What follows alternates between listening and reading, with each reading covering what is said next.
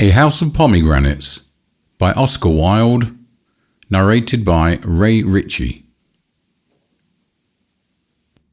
The Young King, to Margaret Lady Brooke, the Ranee of Sarawak.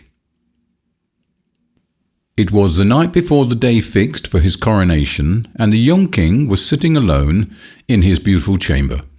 His courtiers had all taken their leave of him, bowing their heads to the ground, according to the ceremonious usages of the day, and had retired to the great hall of the palace to receive a few last lessons from the professor of etiquette, there being some of them who had still quite natural manners, which in a courtier is, I need hardly say, a very grave offence. The lad, for he was only a lad, being but 16 years of age, was not sorry at their departure, and had flung himself back with a deep sigh of relief on the soft cushions of his embroidered couch, lying there wide-eyed and open-mouthed, like a brown woodland fawn, or some young animal of the forest newly snared by the hunters. And indeed it was the hunters who had found him, coming upon him almost by chance, as bare-limbed and pipe in hand he was following the flock of the poor goat-herd who had brought him up, and whose son he had always fancied himself to be.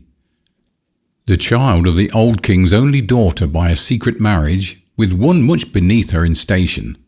A stranger, some said, who, by the wonderful magic of his lute-playing, had made the young princess love him, while others spoke of an artist from Rimini, to whom the princess had shown much, perhaps too much, honour, and who had suddenly disappeared from the city, leaving his work in the cathedral unfinished.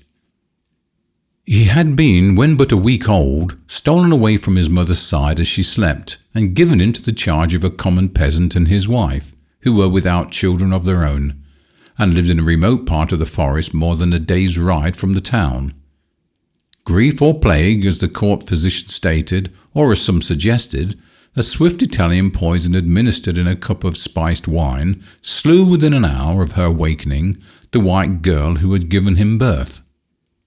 And as the trusty messenger who bare the child across his saddle-bow stooped from his weary horse and knocked on the rude door of the goat-herder's hut, the body of the princess was being lowered into an open grave that had been dug in a deserted churchyard beyond the city's gates, a grave where it was said that another body was also lying, that of a young man of marvellous and foreign beauty, whose hands were tied behind him with a knotted cord, and whose breast was stabbed with many red wounds. Such at least was the story that men whispered to each other. Certain it was that the old king, when on his deathbed, whether moved by remorse for his great sin, or merely desiring that the kingdom should not pass away from his line, had had the lad sent for, and in the presence of the council had acknowledged him as his heir. And it seemed that from the very first moment of his recognition he had shown signs of that strange passion for beauty that was destined to be so great an influence over his life. Those who accompanied him to the suite of rooms set apart for his service often spoke of the cry of pleasure that broke from his lips when he saw the delicate raiment and rich jewels that had been prepared for him, and of the almost fierce joy with which he flung aside his rough leathern tunic and coarse sheepskin cloak. He missed, indeed, at times the fine freedom of his forest life, and was always apt to chafe at the tedious court ceremonies that occupied so much of each day. But the wonderful palace, joyeuse as they called it, of which he now found himself lord, seemed to him to be a new world fresh fashioned for his delight, and as soon as he could escape from the council board or audition chamber, he would run down the great staircase with its lions of gilt bronze and its steps of bright porphyry, and wander from room to room and from corridor to corridor, like one who was seeking to find in beauty an anodyne from pain, a sort of restoration from sickness. Upon these journeys of discovery, as he would call them, and indeed they were to him real voyages through a marvellous land, he would sometimes be accompanied by the slim fair-haired court pages, with their floating mantles and gay fluttering ribands. But more often he would be alone, feeling through a certain quick instinct, which was almost a certain divination, that the secret of art are best learned in secret, and that beauty, like wisdom, loves the lonely worshipper. Many curious stories were related about him at this period. It was said that a stout burgomaster who had come to deliver a florid oratorical address on behalf of the citizens of the town had caught sight of him kneeling in real admiration before a great picture that had just been brought from Venice and that seemed to herald the worship of some new gods. On another occasion, he had been missing for several hours, and after a lengthy search, had been discovered in a little chamber in one of the northern turrets of the palace, gazing as one in a trance at a Greek gem carved with the figure of Adonis. He had been seen, so the tale ran, pressing his warm lips to the marble brow of an antique statue that had been discovered in the bed of the river on the occasion of building of the stone bridge, and was inscribed with the name of the Bithynian slave of Hadrian. He had passed a whole night in noting the effect of the moonlight on the silver image of Endymion. All rare and costly materials were certainly a great fascination for him, and in his eagerness to procure them, he had sent away many merchants, some to traffic for amber with the rough fisher folks of the North Seas, some to Egypt to look for that curious green turquoise, which is found only in the Tomb of the Kings, and is said to possess magical properties, some to Persia for silken carpets and painted pottery, and others to India to buy gauze and stained ivory, moonstones and bracelets of jade, sandalwood and blue enamels, and shawls of fine wool. But what had occupied him most was the robe he was to wear at his coronation. The robe of tissued gold and the ruby-studded crown, and the sceptre with its rows of rings of pearls. Indeed, it was of this that he was thinking tonight as he lay back on his luxurious couch, watching the great pinewood log that was burning itself out on the open hearth. The designs, which were from the hands of the most famous artists of the time, had been submitted to him many months before, and he had given orders that the artificers were to toil night and day to carry them out, and that the whole world was to be searched for jewels which would be worthy of their work. He saw himself in fancy standing at the high altar of the cathedral in the fair raiment of a king, and a smile played and lingered upon his boyish lips, and lit up with a bright lustre his dark woodland eyes. After some time he rose from his seat and, leaning against the carved penthouse of the chimney, looked around at the dimly lit room. The walls were hung with rich tapestry representing the triumph of beauty. A large press inlaid with agate and lapis lazuli filled one corner, and facing the window stood a curious wrought cabinet with lacquered panels of powdered and mosaic gold, on which were placed some delicate goblets of Venetian glass and a cup of dark-veined onyx.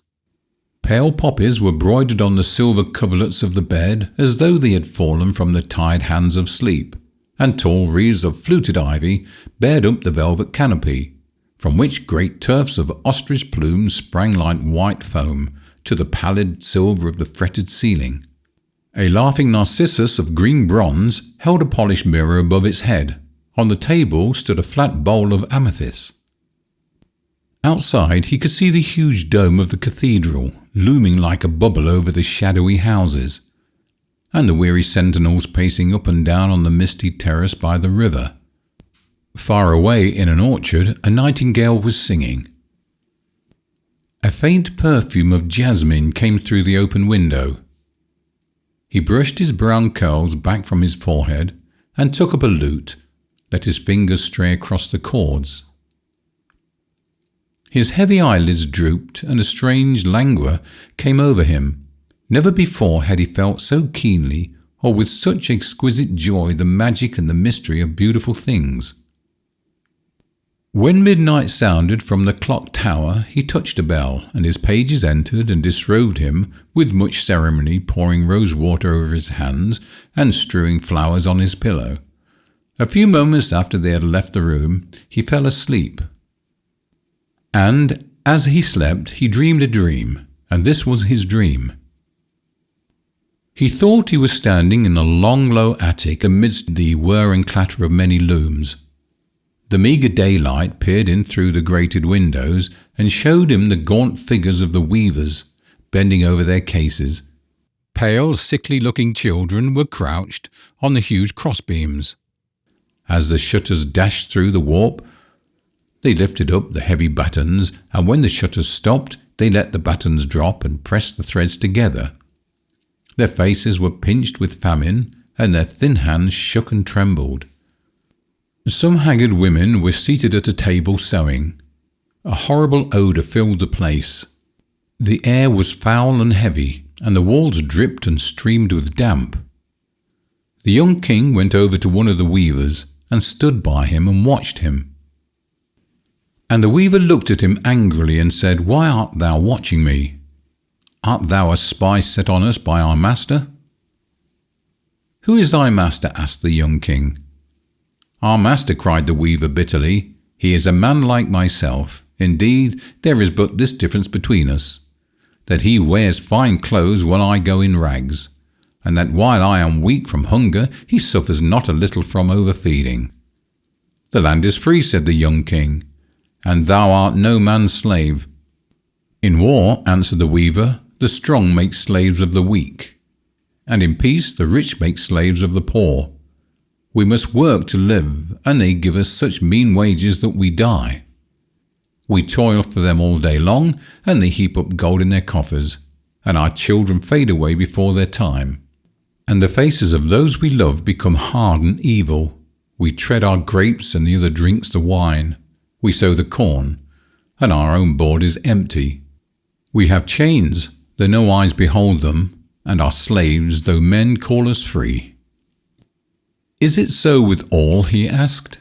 "It is so with all," answered the weaver, "with the young as well as with the old, with the women as well as with the men, with the little children as well as with those who are stricken in years. The merchants grind us down, and we must needs do their bidding.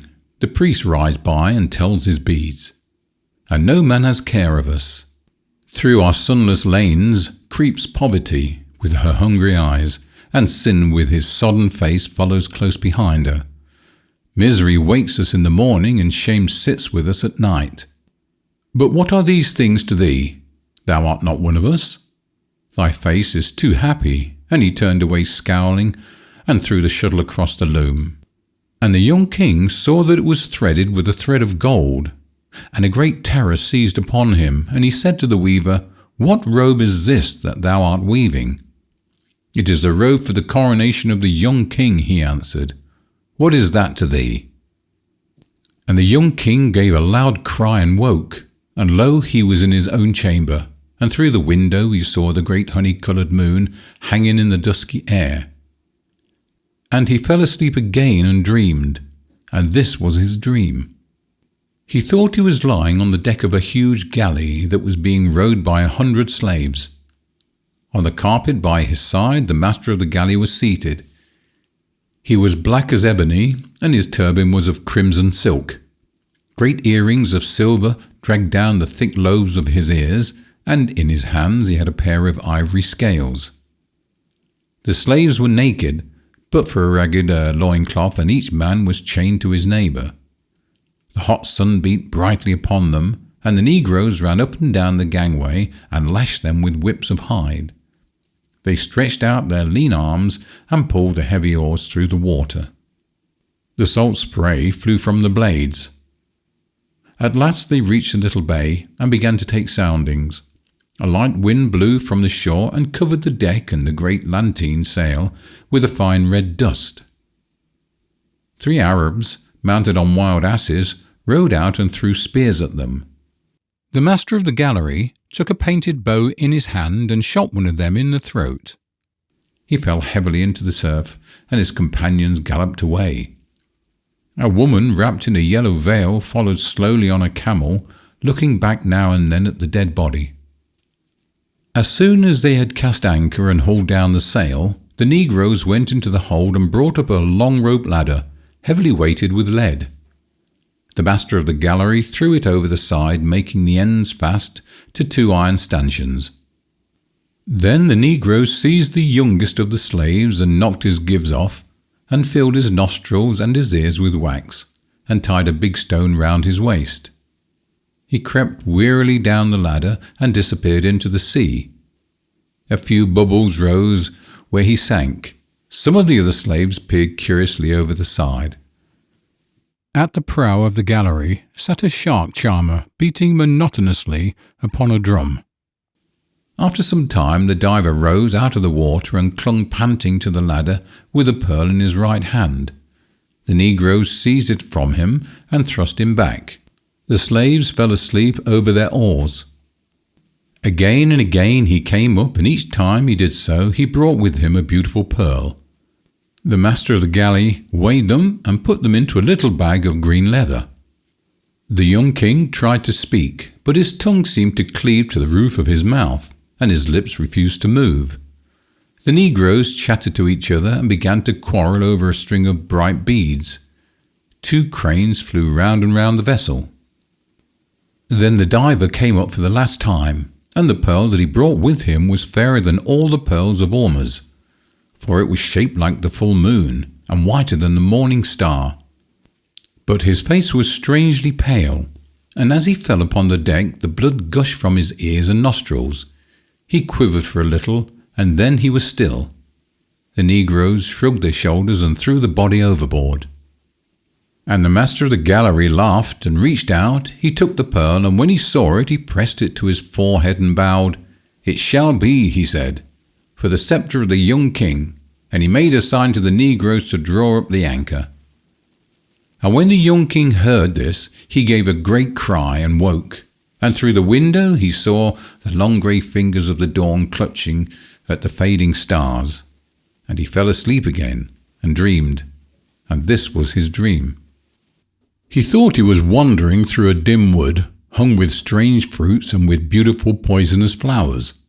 The adders hissed at him as he went by, and the bright parrots flew screaming from branch to branch. Huge tortoises lay asleep on the hot mud. The trees were full of apes and peacocks. On and on he went, till he reached the outskirts of the wood. And there he saw an immense multitude of men toiling in the bed of a dried-up river. They swarmed up the crag like ants. They dug deep pits into the ground and went down into them. Some of them cleft the rocks with great axes, others grabbled in the sand. They tore up the cactus by its roots and trampled on the scarlet blossoms. They hurried about, calling to each other, and no man was idle. From the darkness of the cavern, Death and Avarice watched them, and Death said, "I am weary, give me a third of them and let me go."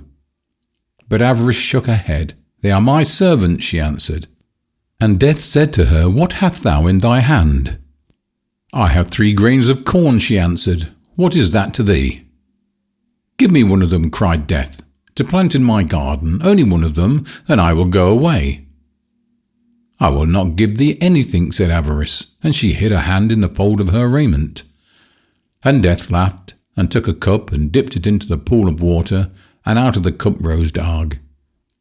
She passed through the great multitude, and a third of them lay dead. A cold mist followed her, and the water snakes ran by her side. And when Avarice saw that a third of the multitude was dead, she beat her breast and wept. She beat her barren bosom and cried aloud, "Thou hast slain a third of my servants," she cried. "Get thee gone. There is war in the mountains of Tartary, and the kings of each side are calling to thee. The Afghans have slain the black ox and are marching to battle. They have beaten upon their shields with their spears, and have put on their helmets of iron. What is my valley to thee, that thou shouldst tarry in it? Get thee gone, and come here no more." "Nay," answered Death, "but till thou hast given me a grain of corn I will not go." But Avarice shut her hand and clenched her teeth. "I will not give thee anything," she muttered. And Death laughed, and took up a black stone and threw it into the forest, and out of a thicket of wild hemlock came Fever in a robe of flame. She passed through the multitude and touched them, and each man that she touched died. The grass withered beneath her feet as she walked. And Avarice shuddered and put ashes on her head. "Thou art cruel," she cried, "thou art cruel. There is famine in the walled cities of India, and the cisterns of Samarkand have run dry. There is famine in the walled cities of Egypt, and the locusts have come up from the desert. The Nile has not overflowed its banks, and the priests have cursed Isis and Oasis. Get thee gone to those who need thee, and leave me my servants." "Nay," answered Death, "but till thou hast given me a grain of corn I will not go." "I will not give thee anything," said Avarice. And Death laughed again, and he whistled through his fingers, and a woman came flying through the air. Plague was written upon her forehead, and a crowd of lean vultures wheeled around her. She covered the valley with her wings, and no man was left alive. And Avarice fled shrieking through the forest, and Death leapt upon his red horse and galloped away, and his galloping was faster than the wind. And out of the slime at the bottom of the valley crept dragons and horrible things with scales, and the jackals came trotting along the sand, sniffing up the air with their nostrils. And the young king wept and said, "Who were these men, and for what were they seeking?" "For rubies for a king's crown," answered one who stood behind him. And the young king started, and turning around he saw a man habited as a pilgrim, and holding in his hand a mirror of silver. And he grew pale and said, "For what, king?" And the pilgrim answered, "Look in this mirror, and thou shalt see him." And he looked into the mirror, and saw his own face. He gave a great cry and woke. And the bright sunlight was streaming into the room, and from the trees of the garden and pleasaunce the birds were singing. And the chamberlain and the high officers of state came in and made obeisance to him. And the pages brought him the robe of tissued gold, and set the crown and the sceptre before him. And the young king looked at them, and they were beautiful. More beautiful they were than aught that he had ever seen. But he remembered his dreams, and he said to his lords, "Take these things away, for I will not wear them." And the courtiers were amazed, and some of them laughed, for they thought he was jesting. But he spake sternly to them again, and said, "Take these things away, and hide them from me. Though it be the day of my coronation, I will not wear them. For on the loom of sorrow, and by the white hands of pain, has this my robe been woven. There is blood in the heart of the ruby, and death in the heart of the pearl." And he told them his 3 dreams. And when the courtiers heard them, they looked at each other and whispered, saying, "Surely he is mad, for what is a dream but a dream, and a vision but a vision? They are not real things that one should heed them. And what have we to do with the lives of those that toil for us? Shall a man not eat bread till he has seen the sower, nor drink wine till he has talked with the vine-dresser?" And the chamberlain spake to the young king and said, "My lord, I pray thee set aside these black thoughts of thine, and put on this fair robe, and set this crown upon thine head. For how shall the people know that thou art a king, if thou hast not a king's raiment?" And the young king looked at him. "It is so indeed," he questioned. "Will they not know me for a king, if I have not a king's raiment?" "They will not know thee, my lord," cried the chamberlain. "I had thought that there had been men who were king-like," he answered. "But it may be as thou sayest. And yet I will not wear this robe, nor will I be crowned with this crown. But even as I came to the palace, so will I go forth from it." And he bade them all leave him, save one page who he kept as his companion, a lad a year younger than himself. Him he kept for his service, and when he had bathed himself in clear water, he opened a great painted chest, and from it he took the leathern tunic and rough sheepskin cloak that he had worn when he had watched on the hillside the shaggy goats of the goatherd. These he put on, and in his hand he took his rude shepherd's staff. And the little page opened his big blue eyes in wonder, and said, smiling to him, "My lord, I see thy robe and thy sceptre, but where is thy crown?" And the young king plucked a spray of wild briar that was climbing over the balcony, and bent it, and made a circlet of it, and set it on his own head. "This shall be my crown," he answered. And thus attired, he passed out of his chamber into the great hall, where the nobles were waiting for him. And the nobles made merry, and some were crying out to him, "My lord, the people wait for their king, and thou showest them a beggar." And others were wroth, and said, "He brings shame upon the state, and is unworthy to be our master." But he answered them not a word, but passed on, and went down the bright porphyry staircase and out through the gates of bronze, and mounted upon his horse and rode towards the cathedral, the little page running beside him. And the people laughed and said, "It's the king's fool who was riding by," and they mocked him. And he drew rein and said, "Nay, I am the king," and he told them his 3 dreams. And a man came out of the crowd and spake bitterly to him, and said, "Sir, knowest thou not that out of the luxury of the rich cometh the life of the poor? By your pomp we are nurtured, and your vices give us bread. To toil for a hard master is bitter, but to have no master to toil for is bitter still. Thinkest thou that the ravens will feed us? And what cure hast thou for these things? Wilt thou say to the buyer, Thou shalt buy for so much, and to the seller, Thou shalt sell at this price? I trow not. Therefore go back to thy palace, and put on thy purple and fine linen. What hast thou to do with us, and what we suffer?" "Are not the rich and the poor brothers?" asked the young king. "Ay," answered the man, "and the name of the rich brother is Cain." And the young king's eyes filled with tears, and he rode on through the murmurs of the people, and the little page grew afraid and left him. And when he reached the great portal of the cathedral, the soldiers thrust their halberts out and said, "What dost thou seek here? None enters this door bar the king." And his face flushed with anger, and he said to them, "I am the king," and waved their halberts aside and passed in. And when the old bishop saw him coming in his goatherd dress, he rose up in wonder from his throne and went to meet him, and said to him, "My son, is this the king's apparel? And with what crown shall I crown thee? And what sceptre shall I place in thy hand? Surely this should be to thee a day of joy, and not a day of abasement." "Shall joy wear what grief has fashioned?" said the young king, and he told him his 3 dreams. And when the bishop had heard them, he knitted his brows, and said, "My son, I am an old man, and in the winter of my days, and I know that many evil things are done in the wide world.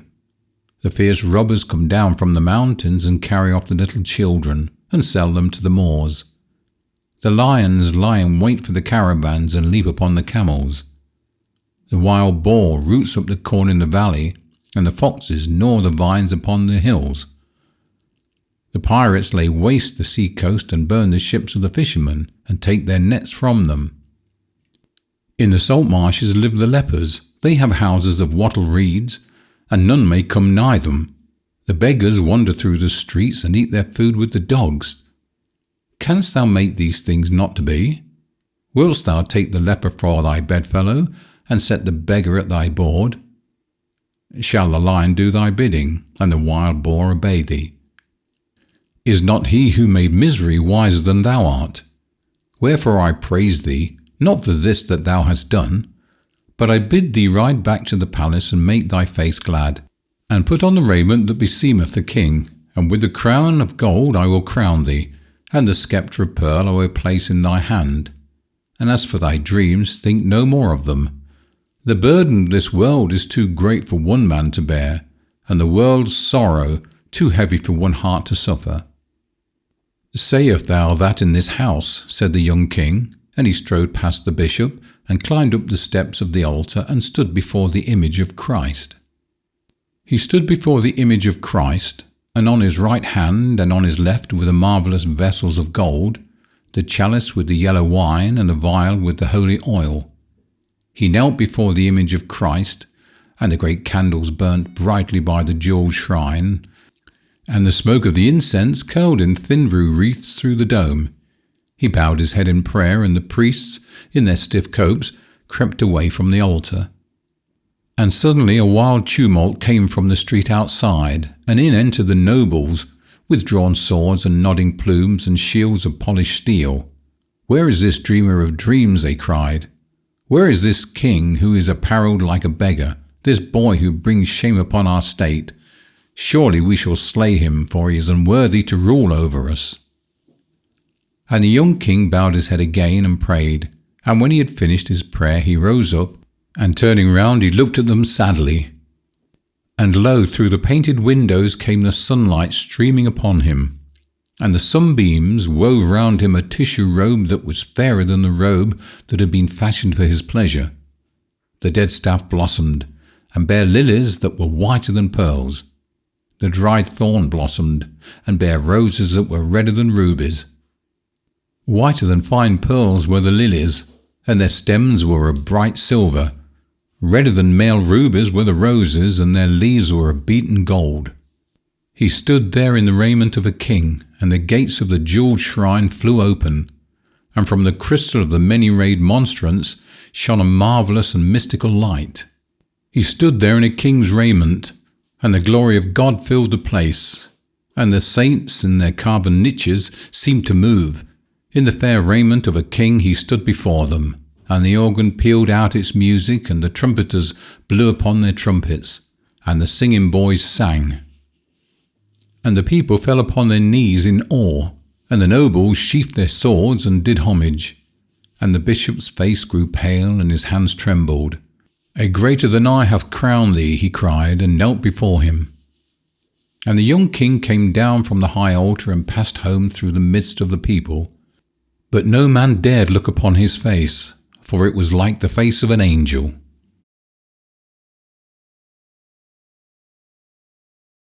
The Birthday of the Infanta, to Mrs. William H. Grenfell of Taplow Court, Lady Desborough.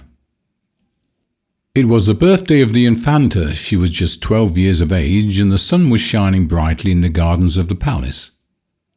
Although she was a real princess and the Infanta of Spain, she had only one birthday every year, just like the children of quite poor people. So it was naturally a matter of great importance to the whole country that she should have a really fine day for the occasion. And a really fine day it certainly was. The tall striped tulips stood straight up upon their stalks, like long rows of soldiers, and looked defiantly across the grass at the roses and said, "We are quite as splendid as you are now." The purple butterflies fluttered about with gold dust on their wings, visiting each flower in turn. The little lizards crept out of the crevices of the wall and lay basking in the white glare, and the pomegranates split and cracked with the heat, and showed their bleeding red hearts. Even the pale yellow lemons that hung in such profusion from the mouldering trellis and along the dim arcades seemed to have caught a richer colour from the wonderful sunlight, and the magnolia trees opened their great globe-like blossoms of folded ivory and filled the air with sweet heavy perfume. The little princess herself walked up and down the terrace with her companions and played at hide-and-seek round the stone vases and the old moss-grown statues. On ordinary days she was only allowed to play with children of her own rank, so she was always having to play alone. But this birthday was an exception, and the king had given orders that she was to invite any of her young friends whom she liked to come and amuse themselves with her. There was a stately grace about these slim Spanish children as they glided about, the boys with their large plumed hats and short fluttering cloaks, the girls holding up the trains of their long brocaded gowns and shielding the sun from their eyes with huge fans of black and silver. But the Infanta was the most graceful of all, the most tastefully attired, after that somewhat cumbrous fashion of the day. Her robes were of grey satin, and the skirt and the wide puffed sleeves heavily embroidered with silver, and the stiff corset studded with rows of fine pearls. 2 tiny slippers with big pink rosettes peeped out beneath the dress as she walked. Pink and pearl was her great gauze fan, and in her hair, which was like an aerosol of faded gold, stood out stiffly round her pale little face, she had a beautiful white rose. From a window in the palace, the sad, melancholy king watched them. Behind him stood his brother, Don Pedro of Aragon, whom he hated, and his confessor, the Grand Inquisitor of Granada, sat by his side.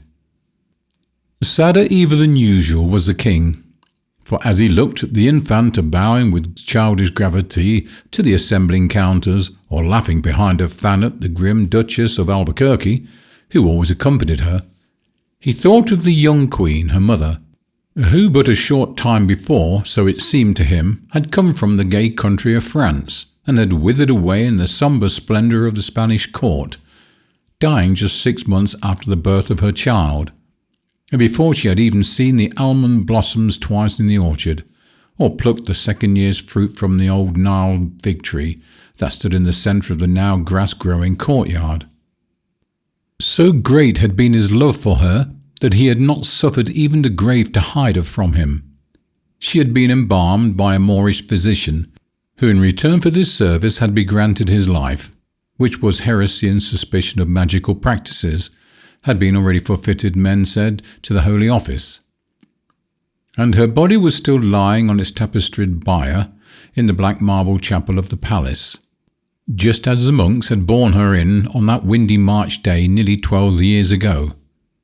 Once every month the king, wrapped in a dark cloak and with a muffled lantern in his hand, went in and knelt by her, calling out, "Myrina, Myrina," and sometimes breaking through the formal etiquette that in Spain governs every separate action of life and sets limits even to the sorrow of a king, he would clutch at the pale jewelled hands in a wild agony of grief and try to wake by his mad kisses the cold painted face.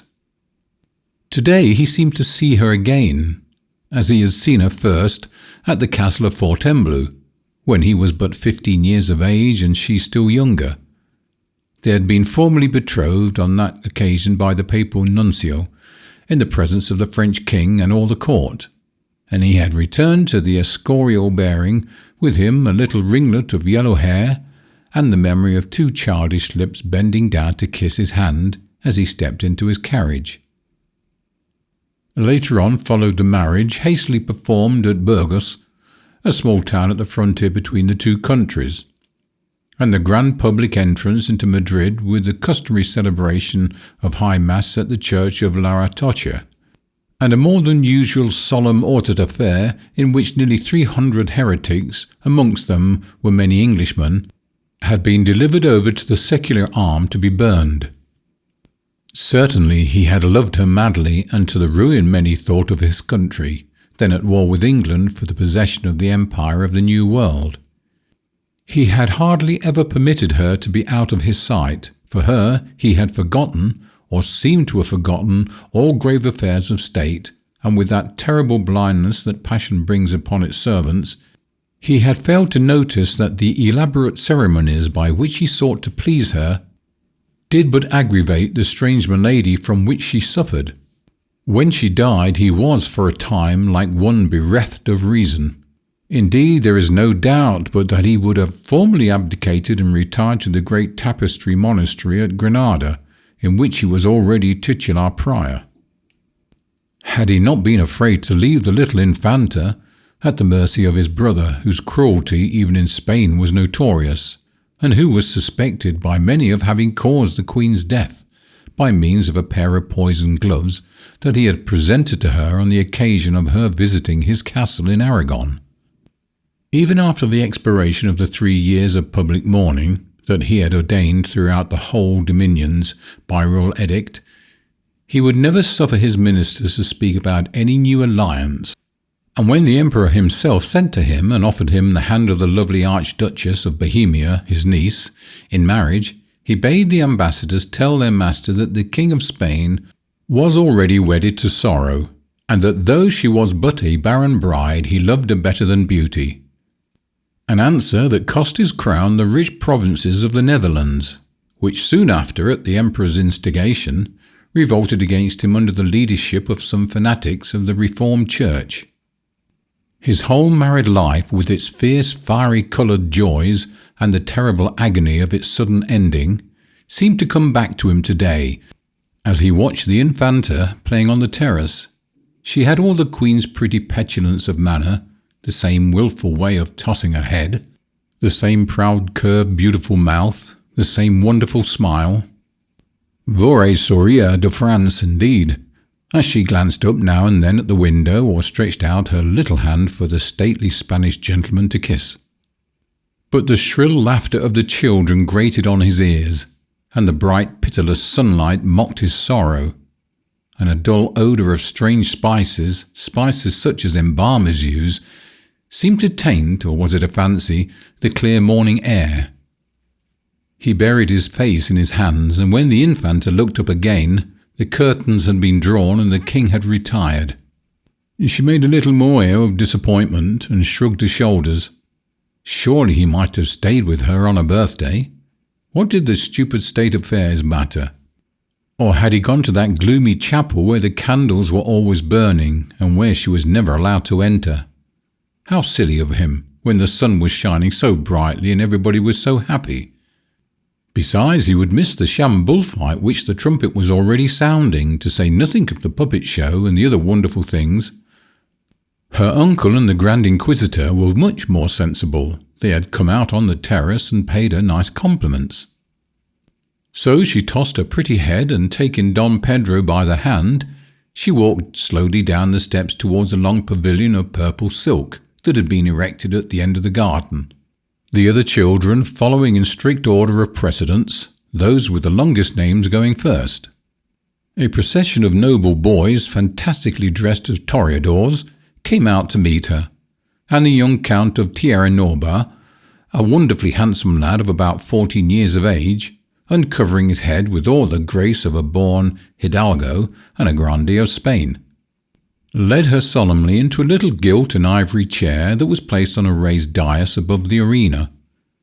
The children grouped themselves all around, fluttering their big fans and whispering to each other, and Don Pedro and the Grand Inquisitor stood laughing at the entrance. Even the Duchess, the Camarera Maya, as she was called, a thin, hard-featured woman with a yellow ruff, did not look quite so bad-tempered as usual, and something like a chill smile flitted across her wrinkled face and twitched her thin, bloodless lips. It certainly was a marvellous bullfight, and much nicer, the infanta thought, than the real bullfight that she had been brought to see at Seville, on the occasion of the visit of the Duke of Palma to her father. Some of the boys pranced about on richly caparisoned hobby horses, brandishing long javelins with gay streamers and bright ribands attached to them. Others went on foot, waving their scarlet cloaks before the bull, and vaulting lightly over the barrier when he charged them. And as for the bull himself, he was just like a live bull, though he was only made of wickerwork and stretched hide, and sometimes insisted on running round the arena on his hind legs, which no live bull ever dreamt of doing. He made a splendid fight of it too, and the children got so excited that they stood up upon the benches and waved their lace handkerchiefs and cried out, "Bravo Toro! Bravo Toro!" just as sensibly as if they'd been grown-up people. At last, however, after a prolonged combat during which several of the hobby horses were gored through and through and their riders dismounted, the young Count of Tierra Norba brought the bull to his knees, and having obtained permission from the infanta to give the coup de grace, he plunged his wooden sword into the neck of the animal with such violence that the head came right off, and disclosed the laughing face of the little Monsieur de Lorraine, the son of the French ambassador of Madrid.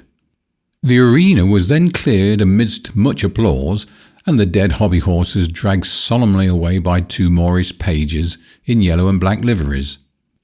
And after a short interlude, during which a French posture master performed on the tightrope, some Italian puppets appeared in the semi-classical tragedy of Sophonisba on the stage of a small theatre that had been built up for the purpose. They acted so well and their gestures were so extremely natural that at the close of the play the eyes of the infanta were quite dimmed with tears. Indeed, some of the children really cried and had to be comforted with sweetmeats, and the Grand Inquisitor himself was so affected that he could not help saying to Don Pedro that it seemed to be intolerable that things made simply out of wood and coloured wax and worked mechanically by wires should be so unhappy and meet with such terrible misfortunes. An African juggler followed, who brought in a large flat basket covered with a red cloth, and having placed it in the centre of the arena, he took from his turban a curious reed pipe and blew through it. In a few moments the cloth began to move, and as the pipe grew shriller and shriller, two green and gold snakes put out their strange wedge-shaped heads and rose slowly up, swaying to and fro with the music as a plant sways in the water. The children, however, were rather frightened at their spotted hoods and quick-darting tongues, and were much more pleased when the juggler made a tiny orange tree grow out of the sand and bear pretty white blossoms and clusters of real fruit. And when he took the fan of the little daughter of the Marquis de la Torres and changed it into a bluebird that flew all around the pavilion and sang, their delight and amazement knew no bounds. The solemn minuet, too, performed by the dancing boys from the church of Nuestra Senora del Pilar, was charming. The infanta had never seen before this wonderful ceremony, which takes place every year at Maytime in front of the high altar of the Virgin, and in her honour. And indeed none of the royal family of Spain had entered the great cathedral of Saragossa since a mad priest, supposed by many to have been in the pay of Elizabeth of England, had tried to administer a poisoned wafer to the Prince of the Asturias. So she had known only by hearsay of Our Lady's dance, as it was called, and it certainly was a beautiful sight. The boys wore old-fashioned court dresses of white velvet, and the curious three-cornered hats were fringed with silver and surmounted with huge plumes of ostrich feathers. The dazzling whiteness of their costumes as they moved about in the sunlight being still more accentuated by their swarthy faces and long black hair. Everybody was fascinated by the grave dignity by which they moved through the intricate figures of the dance, and by the elaborate grace of their slow gestures and stately bows. And when they had finished their performance and doffed their great plume hats to the infanta, she acknowledged their reverence with much courtesy and made a vow that she would send a large wax candle to the shrine of Our Lady of Pilar, in return for the pleasure that she had given her. A troop of handsome Egyptians, as the gypsies were termed in those days, then advanced into the arena, and sitting down cross-legged in a circle, began to play softly upon their zithers, moving their bodies to the tune and humming almost below their breath a low dreamy air. When they caught sight of Don Pedro, they scowled at him, and some of them looked terrified, for only a few weeks before he had had 2 of their tribe hanged for sorcery in the marketplace at Seville. But the pretty infanta charmed them as she leaned back peeping over her fan with her great blue eyes, and they felt sure that one so lovely as she was could never be cruel to anybody. So they played on very gently and just touching the cords of the zithers with their long pointed nails, and their heads began to nod as though they were falling asleep. Suddenly, with a cry so shrill that all the children were startled, and Don Pedro's hand clutched at the agate pommel of his dagger, they leapt to their feet and whirled madly around the enclosure, beating their tambourines, and chaunting some wild love song in their strange guttural language. Then at another signal they all flung themselves again to the ground and lay there quite still, the dull strumming of the zithers being the only sound that broke the silence. After that they had done this several times, they disappeared for a moment and came back leading a brown shaggy bear by a chain, and carrying on their shoulders 2 little Barbary apes. The bear stood upon his head with the utmost gravity, and the wizened apes played all kinds of amusing tricks with 2 gypsy boys who seemed to be their masters, and fought with tiny swords and fired off guns, and went through a regular soldier's drill just like the king's own bodyguard. In fact, the gypsies were a great success. But the funniest part of the whole morning's entertainment was undoubtedly the dancing of the little dwarf. When he stumbled into the arena, waddling on his crooked legs and wagging his huge misshapen head from side to side, the children went off into a loud shout of delight, and the infanta herself laughed so much that the camarera was obliged to remind her that although there were many precedents in Spain for a king's daughter weeping before her equals, there were none for a princess of the blood royal making so merry before those who were her inferiors in birth. The dwarf, however, was really quite irresistible, and even at the Spanish court, although noted for its cultivated passion for the horrible, so fantastic a little monster had never been seen. It was his first appearance, too. He had been discovered only the day before, running wild through the forest, by 2 of the nobles who happened to have been hunting in a remote part of the great cork wood that surrounded the town, and had been carried off by them to the palace as a surprise for the infanta, his father, who was a poor charcoal burner, being but too well pleased to get rid of so ugly and useless a child. Perhaps the most amusing thing about him was his complete unconsciousness of his own grotesque appearance. Indeed, he seemed quite happy and full of the highest spirits. When the children laughed, he laughed as freely and as joyously as any of them.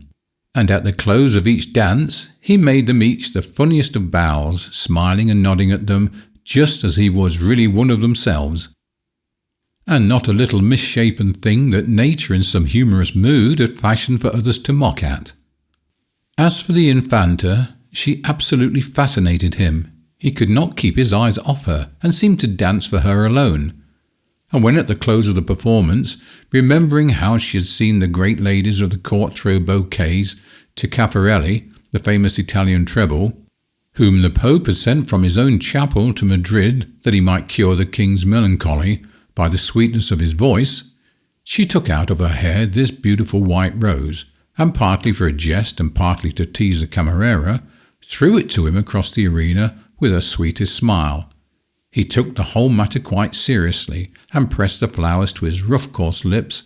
He put his hand upon his heart, and sank on one knee before her, grinning from ear to ear, and with his little bright eyes sparkling with pleasure.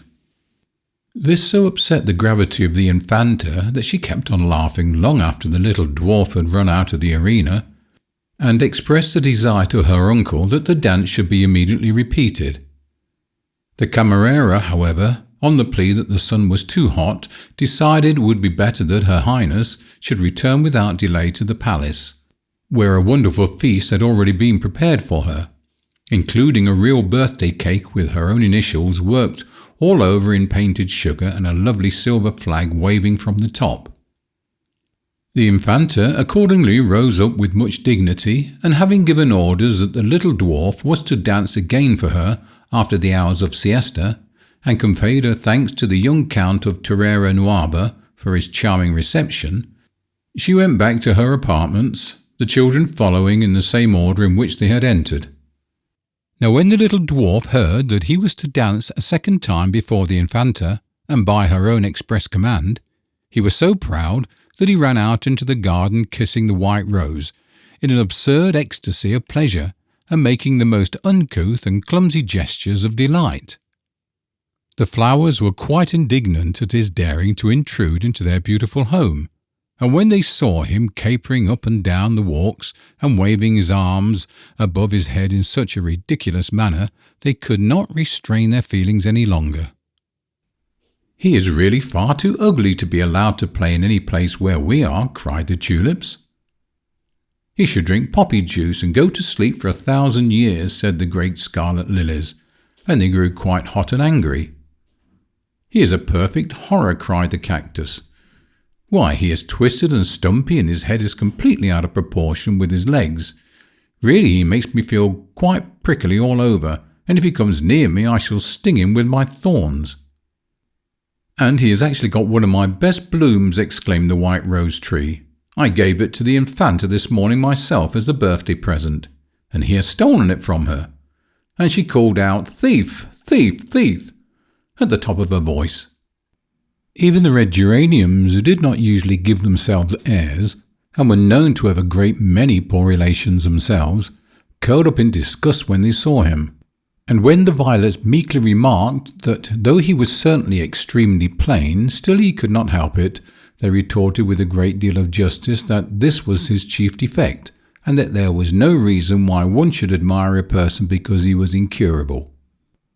And, indeed, some of the violets themselves felt that the ugliness of the little dwarf was almost ostentatious, and that he would have shown much better taste if he had looked sad, or at least pensive, instead of jumping about merrily and throwing himself into such grotesque and silly attitudes. As for the old sundial, who was an extremely remarkable individual, and had once told the time of day to no less a person than the Emperor Charles V himself, he was so taken aback by the little dwarf's appearance that he almost forgot to mark the 2 whole minutes with his long shadowy finger, and could not help saying to the great milk-white peacock, who was sunning herself on the balustrade, that everybody knew that the children of kings were kings, and the children of charcoal burners were charcoal burners, and that it was absurd to pretend that it wasn't so, a statement with which the peacock entirely agreed, and indeed screamed out, "Certainly, certainly," in such a loud, harsh voice that the goldfish who lived in the basin of the cool splashing fountain put their heads out of the water and asked the huge stone tritons what on earth was the matter. But somehow the birds liked him. They had seen him often in the forest dancing about like an elf after the eddying leaves, or crouching in the hollow of some old oak tree sharing his nuts with the squirrels. They did not mind him being ugly a bit.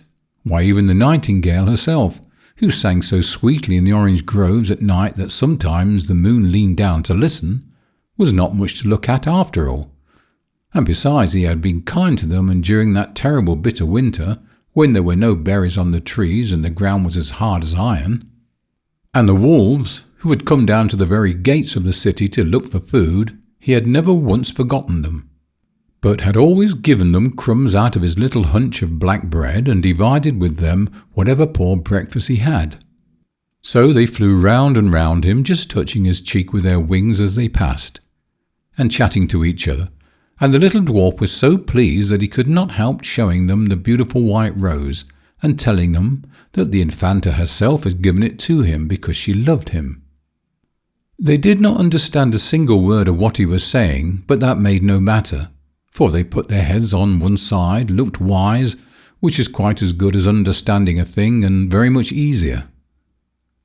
The lizards also took an immense fancy to him, and when he grew tired of running around and flung himself down on the grass to rest, they played and romped all over him and tried to amuse him in the best way they could. "Everyone cannot be as beautiful as a lizard," they cried. "That would be too much to expect. And though it sounds absurd to say so, he really is not so ugly after all. Provided, of course, that one shuts one's eyes and does not look at him." The lizards were extremely philosophical by nature, and often sat thinking for hours and hours together when there was nothing else to do, or when the weather was too rainy for them to go out. The flowers, however, were excessively annoyed at their behaviour, and at the behaviour of the birds. It only shows, they said, what a vulgarizing effect this incessant rushing and flying about has. Well-bred people always stay exactly in the same place, as we do. No one ever sees us hopping up and down the walks or galloping mad through the grass after dragonflies. When we do want a change of air, we send for the gardener, and he carries us to another bed. This is dignified and as it should be. But birds and lizards have no sense of repose, and indeed birds have not even a permanent address. They are mere vagrants like the gypsies, and should be treated in exactly the same manner. So they put their noses in the air and looked very haughty, and were quite delighted when after some time they saw the little dwarf scrambling up from the grass and making his way across the terrace to the palace. He should certainly be kept indoors for the rest of his natural life, they said. Look at his hunched back and his crooked legs, and they began to titter. But the little dwarf knew nothing of all this. He liked the birds and the lizards immensely, and thought that the flowers were the most marvellous thing in the whole world, except of course for the infanta, but then she had given him the beautiful white rose, and she loved him, and that made a great difference. How he wished that he had gone back with her. She would have put him on her right hand and smiled at him, and he would have never have left her side, but would have made her his playmate and taught her all the kinds of delightful tricks. For though he had never been in a palace before, he knew a great many wonderful things. He could make little cages out of rushes for the grasshoppers to sing in, and fashion the long-jointed bamboo in the pipe that Pan loves to hear. He knew the cry of every bird and could call the starlings from the tree-tops, or the herons from the mere. He knew the trail of every animal, and could track the hare by its delicate footprints, and the boar by the trampled leaves. All the wild dances he knew, the mad dance in red raiment with the autumn, the light dance in blue sandals over the corn, the dance with white snow wreaths in winter, and the blossom dance through the orchards in spring. He knew where the wood pigeons built their nests, and once when a fowler had snared the parent birds, he had brought up the young ones himself, and had built a little dovecot for them in the cleft of a pollard elm. They were quite tame and used to feed out of his hands every morning.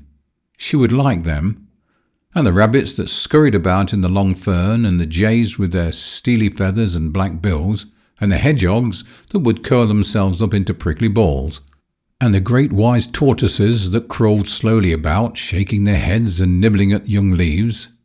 Yes, she must certainly come to the forest and play with him. He would give her his own little bed and would watch outside the window till dawn to see that the wild-horned cattle did not harm her, nor the gaunt wolves creep too near the hut. And at dawn he would tap at the shutters and wake her, and they would go out and dance together all day long. It was really not a bit lonely in the forest. Sometimes the bishop rode through on his white mule reading out of a painted book. Sometimes in their green velvet caps and their jerkins of tanned deerskin the falconers passed by with hooded hawks on their wrists. At vintage time came the grape treaders with purple hands and feet, wreathed with glossy ivy and carrying dripping skins of wine, and the charcoal burners sat around their huge braziers at night, watching the dry logs charring slowly in the fire and roasting chestnuts in the ashes.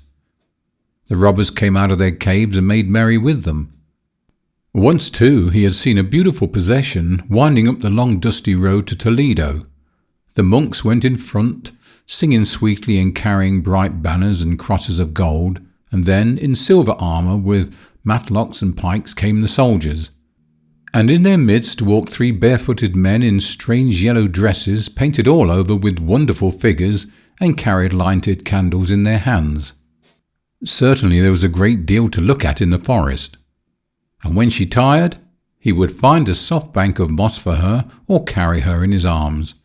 For he was very strong, though he knew he was not tall. He would make her a necklace of red briny berries that would be quite as pretty as the white berries that she wore on her dress, and when she was tired of them, she would throw them away and he would find her others. He would bring her acorn cups and dew-drenched anemones, and tiny glowworms to be the stars in the pale gold of her hair. "But where is she?" he asked the white rose, and it made him no answer. The whole place seemed asleep, and even where the shutters had not been closed, heavy curtains had been drawn across the windows to keep out the glare. He wandered all through looking for some place through which he might gain an entrance, and at last he caught sight of a little private door that was lying open. He slipped through and found himself in a splendid hall, far more splendid, he feared, than the forest. There was so much gilding everywhere, and even the floor was made of great coloured stones, fitted together in a sort of geometrical pattern. But the little infanta was not there. Only some wonderful white statues that looked down on him from their jasper pedestals with sad blank eyes and strangely smiling lips. At the end of the hall hung a richly embroidered curtain of black velvet powdered with suns and stars, the king's favourite devices, embroidered on the colour he loved best. Perhaps she was hiding behind that. He would try at any rate. So he stole quietly across and drew it aside. No, there was only another room, though a prettier room, he thought, than the one he had just left. The walls were hung with many-figured green arras of needle-wrought tapestry representing a hunt, the work of some Flemish artist who had spent more than 7 years in its composition. It had once been the chamber of Jean le Fou, as he was called, that mad king who was so enamoured at the chase that he had often tried in his delirium to mount the huge rearing horses and to drag down the stag on which the great hounds were leaping, sounding his hunting horn and stabbing with his dagger at the pale flying deer. It was now used as a council room, and on the centre table were lying the red portfolios of the ministers, stamped with golden tulips of Spain and with the arms and emblems of the House of Habsburg. The little dwarf looked in wonder all around him, and was half afraid to go on. The strange silent horsemen that galloped so swiftly through the long glades without making any noise seemed to him like those terrible phantoms of whom he had heard the charcoal burners speaking, the comprachos who hunt only at night, and if they meet a man turn him into a hind and chase him. But he thought of the pretty infanta and took courage. He wanted to find her alone and to tell her that he too loved her. Perhaps she was in the room beyond. He ran across the soft Moorish carpets and opened the door. No, she was not there either. The room was quite empty. It was a throne room, used for the reception of foreign ambassadors, when the king, which of late had not been often, consented to give them a personal audience. The same room in which many years before envoys had appeared from England to make arrangements for the marriage of their queen, then one of the Catholic sovereigns of Europe with the emperor's eldest son. The hangings were of gilt Cordovan leather, and a heavy gilt chandelier with branches for 300 wax lights hung down from the black and white ceiling. Underneath a great canopy of gold cloth, on which the lions and towers of Castile were broidered in seeded pearls, stood the throne itself, covered with a rich pall of black velvet, studded with silver tulips and elaborately fringed with silver and pearls.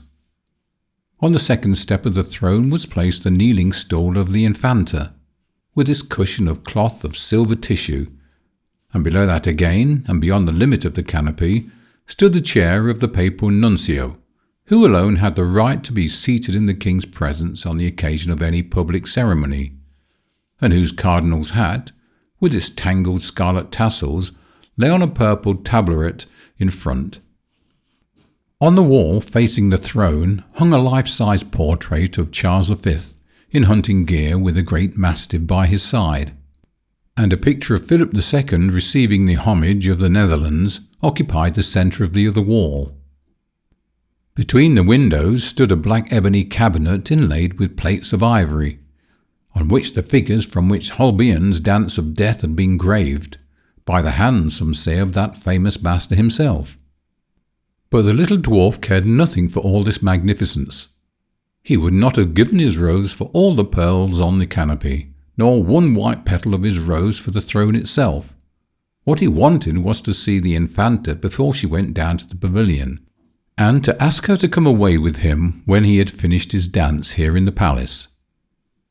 The air was close and heavy, but in the forest the wind blew free, and the sunlight with wandering hands of gold moved the tremulous leaves aside. There were flowers too in the forest, not so splendid perhaps as the flowers in the garden, but more sweetly scented for all that. Hyacinths in early spring that flooded with waving purple and cool glens and grassy knolls, yellow primroses that nestled in little clumps around the gnarled roots of the oak trees, bright celluline and blue speedwell, and irises lilac and gold. There were grey catkins on the hazels, and the foxgloves drooped to the weight of their dappled bee-haunted cells. The chestnut had its spires of white stars, and the hawthorn its pallid moons of beauty.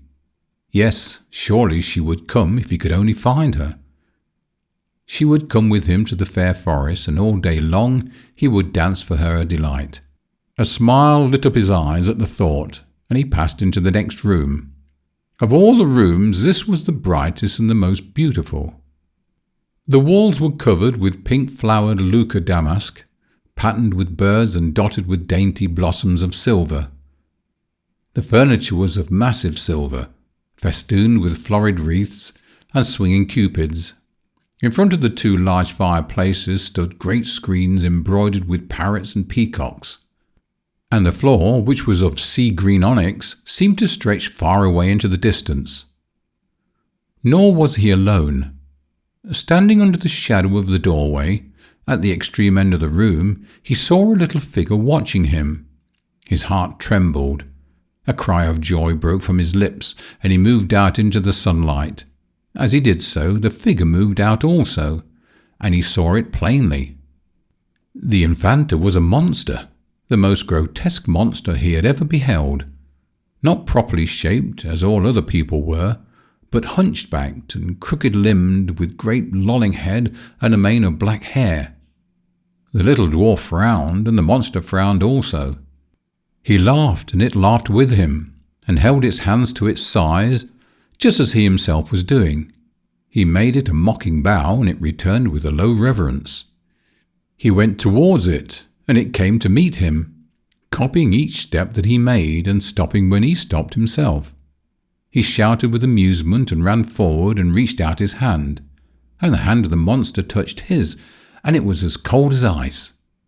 He grew afraid and moved his hand across, and the monster's hand followed it quickly. He tried to press on, but something smooth and hard stopped him. The face of the monster was now close to his own and seemed full of terror. He brushed his hair off his eyes. It imitated him. He struck at it, and it returned blow for blow. He loathed it, and it made hideous faces at him. He drew back, and it retreated.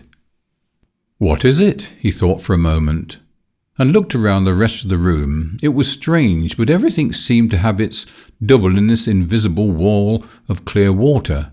Yes, picture by picture was repeated, and couch for couch. The sleeping fawn that lay on the alcove by the doorway had its twin brother that slumbered, and the silver Venus that stood in the sunlight held out her arms to the Venus as lovely as herself. Was it an echo? He had called to her in the valley, and she had answered him word for word. Could she mock the eye as she mocked the voice? Could she make a mimic world just like the real world? Could the shadows of things have colours and life and movement? Could it be that... He started, and taking from his breast the beautiful white rose, he turned round and kissed it. The monster had a rose of its own, petal for petal the same. It kissed it with light kisses, and pressed it to its heart with horrible gestures. When the truth dawned upon him, he gave a wild cry of despair, and fell sobbing to the ground. So it was he who was misshapen and hunchbacked, foul to look at and grotesque. He himself was the monster, and it was at him that all the children had been laughing. And the little princess, who he thought had loved him, she too had been merely mocking at his ugliness and making merry over his twisted limbs.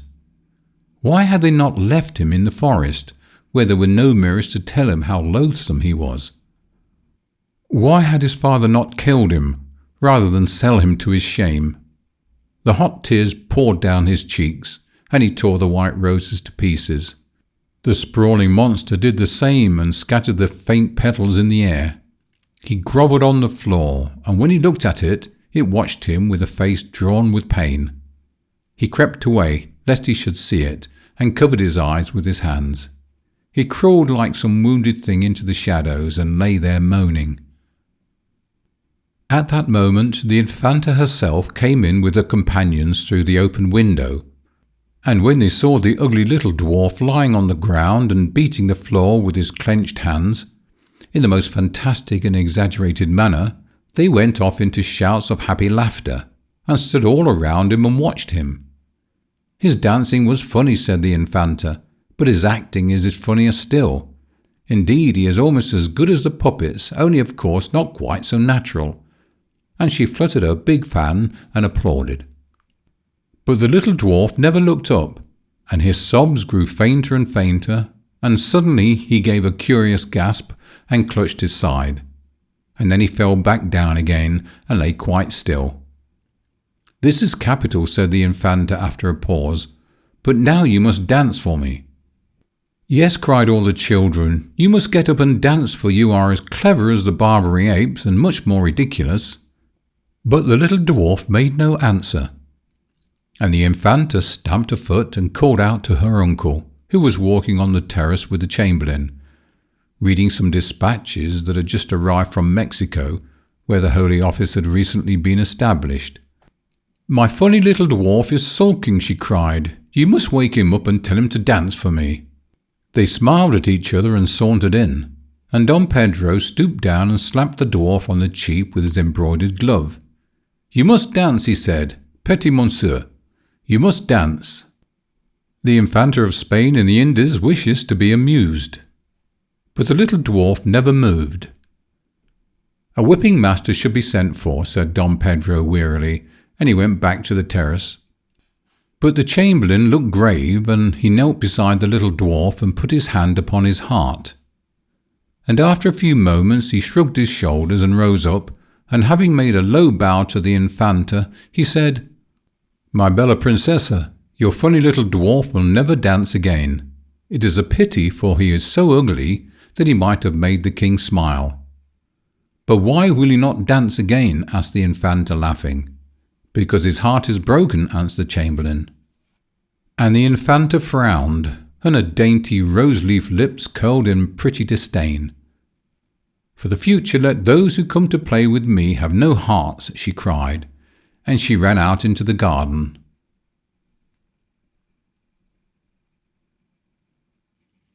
The Fisherman and His Soul. To H.S.H. Alice, Princess of Monaco. Every evening the young fisherman went out upon the sea and threw his nets into the water. When the wind blew from the land he caught nothing, or but little at best, for it was a bitter and black-winged wind, and rough seas rose up to meet it. But when the wind blew to the shore, the fish came in from the deep and swam into the meshes of his nets, and he took them to the marketplace and sold them. Every evening he went out upon the sea, and one evening the net was so heavy that hardly could he draw it into the boat. And he laughed and said to himself, "Surely I've caught all the fish that swim, or snared some dull monster that will be a marvel to men, or some thing of horror that the great queen will desire." And putting forth all his strength, he tugged at the coarse ropes till, like lines of blue enamel round a vase of bronze, the long veins rose up on his arms. He tugged at the thin ropes, and nearer came the circle of flat corks, and the net rose at last to the top of the water. But no fish at all was in it, nor any monster or thing of horror, but only a little mermaid lying fast asleep. Her hair was as a wet fleece of gold, and each separate hair as a thread of fine gold in a cup of glass. Her body was as white ivory, and her tail was of silver and pearl. Silver and pearl was her tail, and the green weeds of the sea coiled around it, and like seashells were her ears, and her lips were like sea coral. The cold waves dashed over her cold breasts, and the salt glistened upon her eyelids.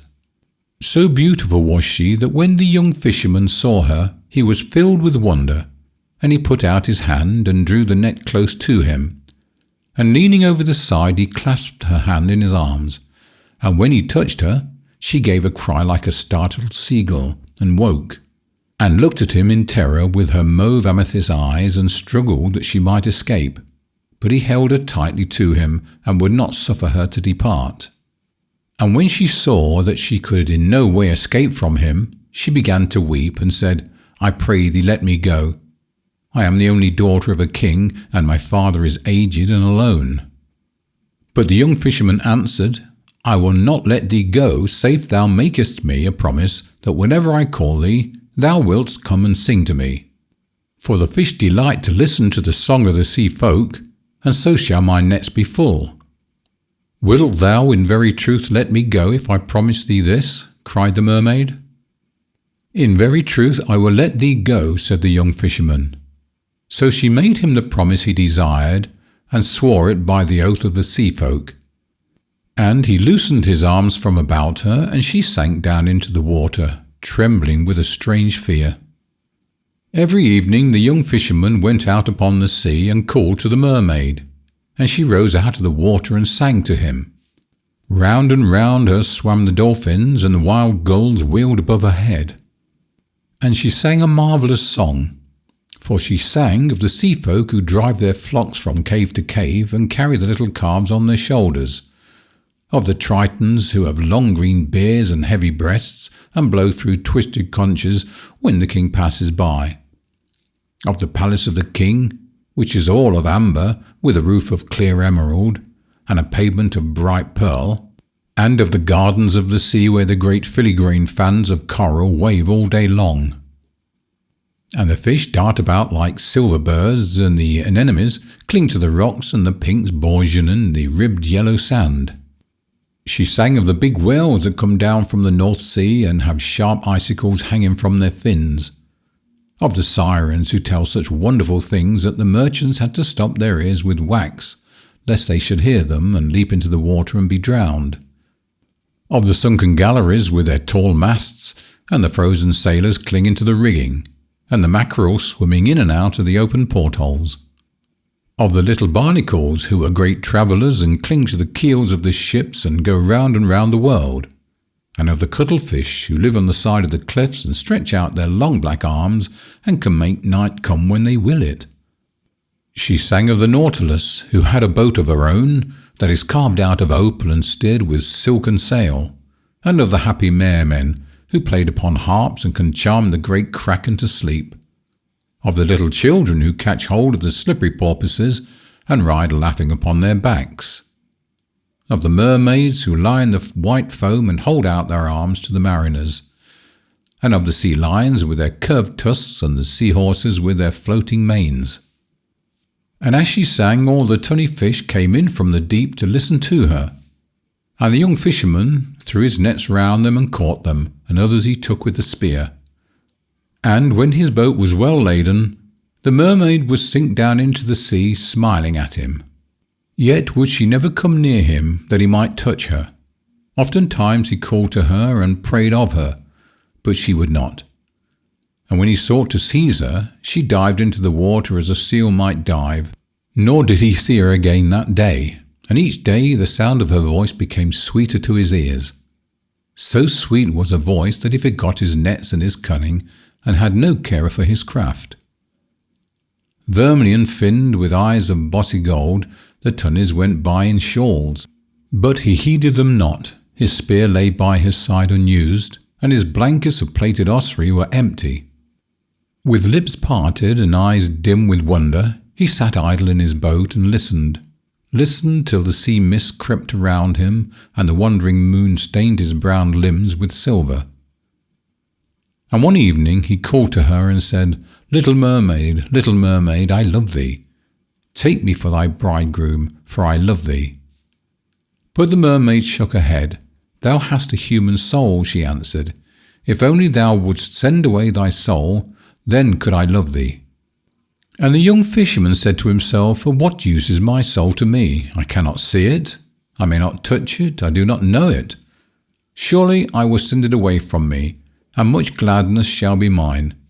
And a cry of joy broke from his lips, and standing up in the painted boat, he held out his arms to the mermaid. "I will send my soul away," he cried, "and you shall be my bride, and I will be thy bridegroom. And in the depths of the sea we will dwell together. And all that thou hast sung of, thou shalt show me, and all that thou desirest I will do, nor shall our lives be divided." And the little mermaid laughed for pleasure, and hid her face in her hands. "But how shall I send my soul from me?" cried the young fisherman. "Tell me how I may do it, and lo, it shall be done." "Alas, I know not," said the little mermaid. "The sea folk have no souls." And she sank down into the deep, looking wistfully at him. Now early on the next morning, before the sun was the span of a man's hand above the hill, the young fisherman went to the house of the priest and knocked 3 times on the door. The novice looked through the wicket, and when he saw who it was, he drew back the latch and said to him, "Enter." And the young fisherman passed in and knelt down on the sweet-smelling rushes of the floor, and cried to the priest, who was reading out of the Holy Bible, and said to him, "Father, I am in love with one of the sea folk, and my soul hindereth me from having my desire. Tell me how I can send my soul away from me, for in truth I have no need of it. Of what value is my soul to me? I cannot see it, I may not touch it, I do not know it." And the priest beat his breast and answered, "Alack, alack, thou art mad, or hast eaten of some poisonous herb. For the soul is the noblest part of man, and was given to us by God that we should nobly use it. There is no thing more precious than a human soul, nor any earthly thing that can be weighed with it. It is worth all the gold that is in the world, and is more precious than the rubies of the kings. Therefore, my son, think not any more of this matter, for it is a sin that may not be forgiven. And as for the sea folk, they are lost, and they who would traffic with them are lost also. They are as the beasts of the field, that know not good from evil, and for them the Lord has not died." The young fisherman's eyes filled with tears when he heard the bitter words of the priest. And he rose up from his knees and said to him, "Father, the fawns live in the forest and are glad, and on the rocks sit the mermen with their harps of red gold. Let me be as they are, I beseech thee, for their days are as the days of the flowers. And as for my soul, what doth my soul profit me, if it stands between me and the thing that I love?" "The love of the body is vile," cried the priest, knitting his brows. "And vile and evil are the pagan things God suffers to wander through his world. Accursed be the fauns of the woodland, and accursed be the singers of the sea. I have heard them at night time, and they have sought to lure me from my beads. They tap at the window and laugh. They whisper into my ears the tales of their perilous joys. They tempt me with temptations, and when I would pray, they make mouths at me. They are lost, I tell thee, they are lost.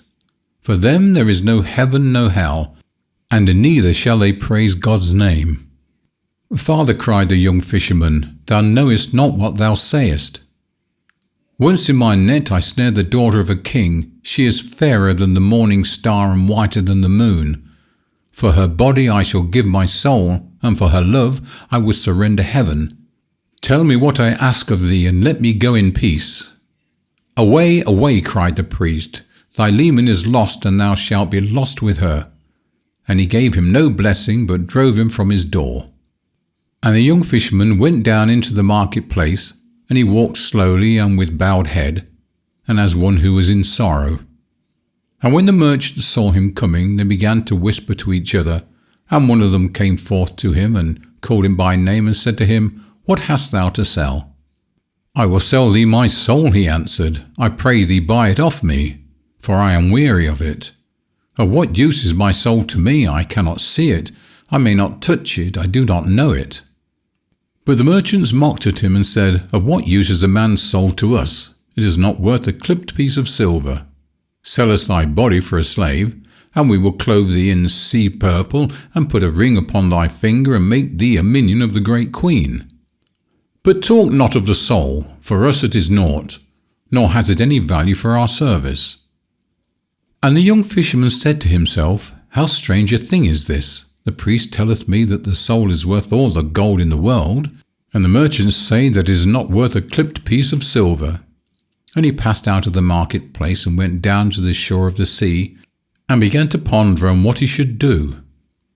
And at noon he remembered how one of his companions, who was a gatherer of samphire, had told him of a certain young witch who dwelt in a cave at the head of the bay, and was very cunning in her witcheries.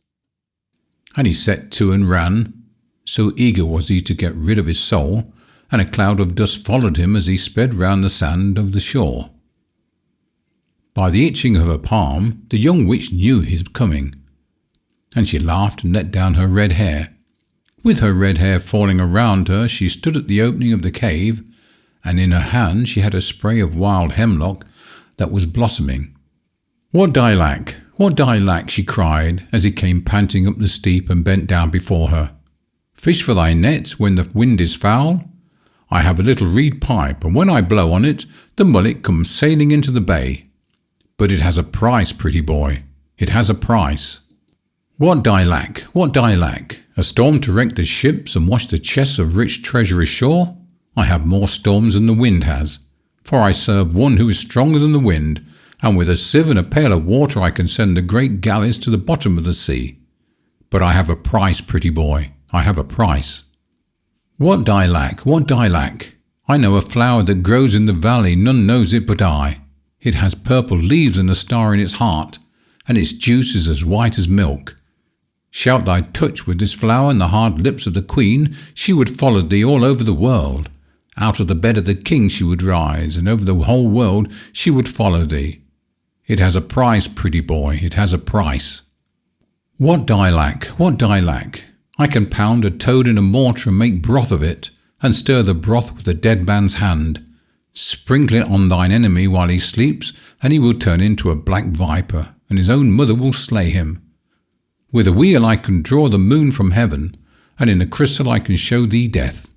What do I lack? What do I lack? Tell me thy desire, and I will give it thee, and thou shalt pay me a price, pretty boy, thou shalt pay me a price." "My desire is but a little thing," said the young fisherman, "yet hath the priest been wroth with me, and driven me forth. It is but a little thing, and the merchants have mocked at me and denied me. Therefore I am come to thee, though men call thee evil, and whatever be thy price, I shall pay it." "What wouldst thou?" asked the witch, coming nearer to him. "I would send my soul away from me," answered the young fisherman. The witch grew pale and shuddered and hid her face in her blue mantle. Pretty boy, she muttered.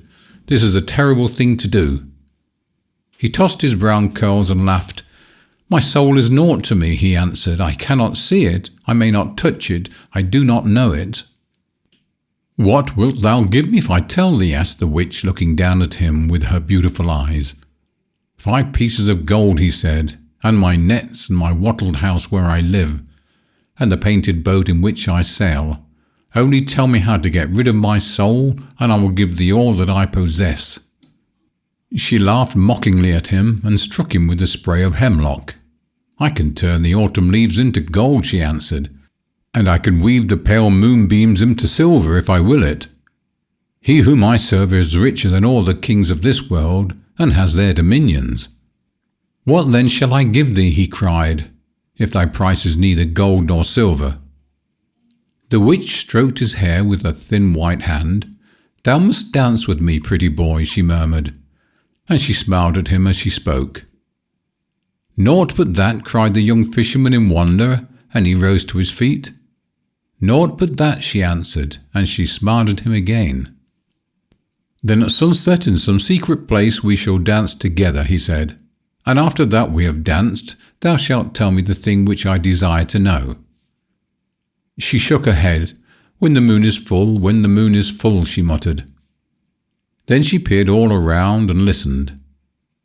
A bluebird rose screaming from its nest and circled over the dunes, and 3 spotted birds rustled through the coarse grey grass and whistled to each other. There was no other sound save the sound of a wave fretting the smooth pebbles below, so she reached out a hand and drew him near to her and put her dried lips close to his ear. Tonight thou must come to the top of the mountain, she whispered. It is a Sabbath, and he will be there. The young fisherman started and looked at her, and she showed her white teeth and laughed. Who is he whom thou speakest? He asked. It matters not, she answered. Go thou tonight and stand under the branches of the hornbeam, and wait for my coming. If a black dog runs towards thee, strike it with a rod of willow, and it will go away. If an owl speaks to thee, make it no answer. When the moon is full, I shall be with thee, and we will dance together on the grass. But willst thou swear to me to tell me how I may send my soul from me? He made question. She moved out into the sunlight, and through her red hair rippled the wind. By the hoofs of the goat I swear it, she made answer. Thou art the best of witches, cried the young fisherman, and I will surely dance with thee tonight on the top of the mountain. I would indeed that thou hadst asked me either of gold or silver, but such as thy price is thou shalt have it, for it is but a little thing. And he doffed his cap to her and bent his head low and ran back to the town filled with great joy. And the witch watched him as he went, and when he had passed from her sight, she entered the cave, and having taken a mirror from the box of carved cedar wood, she set it up on a frame and burnt vervain of lighted charcoal before it, and peered through the coils of the smoke. And after a time she clenched her hands in anger. He should have been mine, she muttered. I am as fair as she is. And that evening, when the moon had risen, the young fisherman climbed up to the top of the mountain and stood under the branches of the hornbeam. Like a targe of polished metal, the round sea lay at his feet, and the shadows of the fishing boats moved in the little bay. A great owl with yellow sulphurous eyes called to him by his name, but he made no answer. A black dog ran towards him and snarled. He struck it with a rod of willow, and it went away whining. At midnight the witches came flying through the air like bats. Phew, they cried as they lit upon the ground, there is someone here we know not. And they sniffed about and chatted to each other and made signs. Last of all came the young witch, with her red hair streaming in the wind. She wore a dress of gold tissue embroidered with peacock's eyes, and a little cap of green velvet was on her head. "Where is he? Where is he?" shrieked the witches when they saw her. But she only laughed, and ran to the hornbeam, and taking the fisherman by the hand, she led him out into the moonlight and began to dance. Round and round they whirled, and the young witch jumped so high that he could see the scarlet heels of her shoes. Then right across the dancers came the sound of the galloping of a horse, but no horse was to be seen, and he felt afraid. "Faster!" cried the witch, and she threw her arms round his neck, and her breath was hot upon his face. "Faster, faster!" she cried, and the earth seemed to spin beneath his feet, and his brain grew troubled, and a great terror fell on him, and as of some evil thing that was watching him, and at last he became aware that under the shadow of a rock there was a figure that had not been there before. It was a man dressed in a suit of black velvet, cut in the Spanish fashion. His face was strangely pale, but his lips were like a proud red flower. He seemed weary and was leaning back, toying in a listless manner with the pommel of his dagger. On the grass beside him lay a plumed hat and a pair of riding gloves, gauntleted with gilt lace, and sewn with seed pearls wrought into a curious device. A short cloak lined with sables hung from his shoulder, and his delicate white hands were gemmed with rings. Heavy eyelids drooped over his eyes. The young fisherman watched him as one snared in a spell. At last their eyes met, and wherever he danced it seemed to him that the eyes of the man were upon him. He heard the witch laugh, and caught her by the waist and whirled her madly round and round. Suddenly a dog bayed in the wood, and the dancers stopped, and going up 2 by 2 knelt down and kissed the man's hands. As they did so, a little smile touched his proud lips, as a bird's wing touches the water and makes it laugh. But there was disdain in it. He kept looking at the young fisherman. "Come, let us worship," whispered the witch as she led him up. And a great desire to do as she besought him seized on him, and he followed her. But when he came close, and without knowing why he did it, he made on his breast the sign of the cross and called upon the holy name. No sooner had he done that than the witches screamed like hawks and flew away, and the pallid face that had been watching him twitched with a spasm of pain. The man went into a little wood and whistled. A jennet with silver trappings came running to meet him. As he leapt upon the saddle, he turned round and looked at the young fisherman sadly. And the witch with the red hair tried to fly away also, but the fisherman caught her by her wrists and held her fast. "Loose me," she cried, "and let me go. For thou hast named what should not be named, and shown the sign that should not be looked at." "Nay," he answered, "but I will not let thee go till thou hast told me the secret." "What secret?" said the witch, wrestling with him like a wild cat, and biting her foam-flecked lips. "Thou knowest," he made answer. Her grass-green eyes grew dim with tears, and she said to the fisherman, "Ask me anything but that." He laughed and held her all the more tightly. And when she saw that she could not free herself, she whispered to him, "Surely I am as fair as the daughters of the sea, and as comely as those that dwell in the blue waters." And she fawned on him and put her face close to his. But he thrust her back, frowning, and said to her, "If thou keepest not the promise that thou madest to me, I will slay thee for a false witch." She grew grey as the blossom of the Judas tree and shuddered. "Be it so," she muttered. "It is thy soul and not mine. Do with it as you wilt." And she took from her girdle a little knife that had a handle of green viper's skin and gave it to him. "What shall this serve me?" he asked her, wondering. She was silent for a few moments, and a look of terror came over her face. Then she brushed her hair back from her forehead, and smiling strangely she said to him, "What men call the shadow of the body is not the shadow of the body, but is the body of the soul. Stand on the seashore with thy back to the moon, and cut away from around thy feet thy shadow, which is the soul's body, and bid the soul leave thee, and it will do so." The young fisherman trembled. "Is this true?" he murmured. "It is true, and I would that I had not told thee of it," she cried, and she clung to his knees weeping. He put her from him and left her in the rank grass, and going to the edge of the mountain, he placed the knife in his belt and began to climb down. And his soul that was within him called out to him and said, "Lo, I have dwelt with thee for all these years, and have been thy servant. Send me not away from thee now, for what evil have I done thee? And the young fisherman laughed. "Thou hast done me no evil, but I have no need of thee," he answered. "The world is wide, and there is heaven also and hell, and that dim twilight house that lies between. Go wherever thou wilt, but trouble me not, for my love is calling me." And his soul besought him piteously, but he heeded it not, but leapt from crag to crag, being sure-footed as a wild goat, and at last he reached the level ground of the yellow shore of the sea. Bronze-limbed and well-kit like a statue wrought by a Grecian, he stood on the sand with his back to the moon, and out of the foam came white arms that beckoned to him, and out of the waves rose dim forms that did him homage.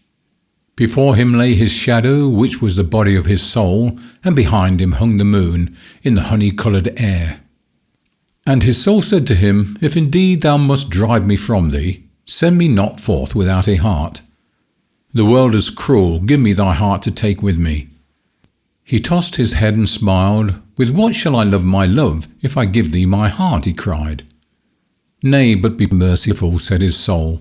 "Give me thy heart, for the world is very cruel, and I am afraid." "My heart is my love's," he answered, "therefore tarry not, but get thee gone." "Should I not love also?" asked his soul.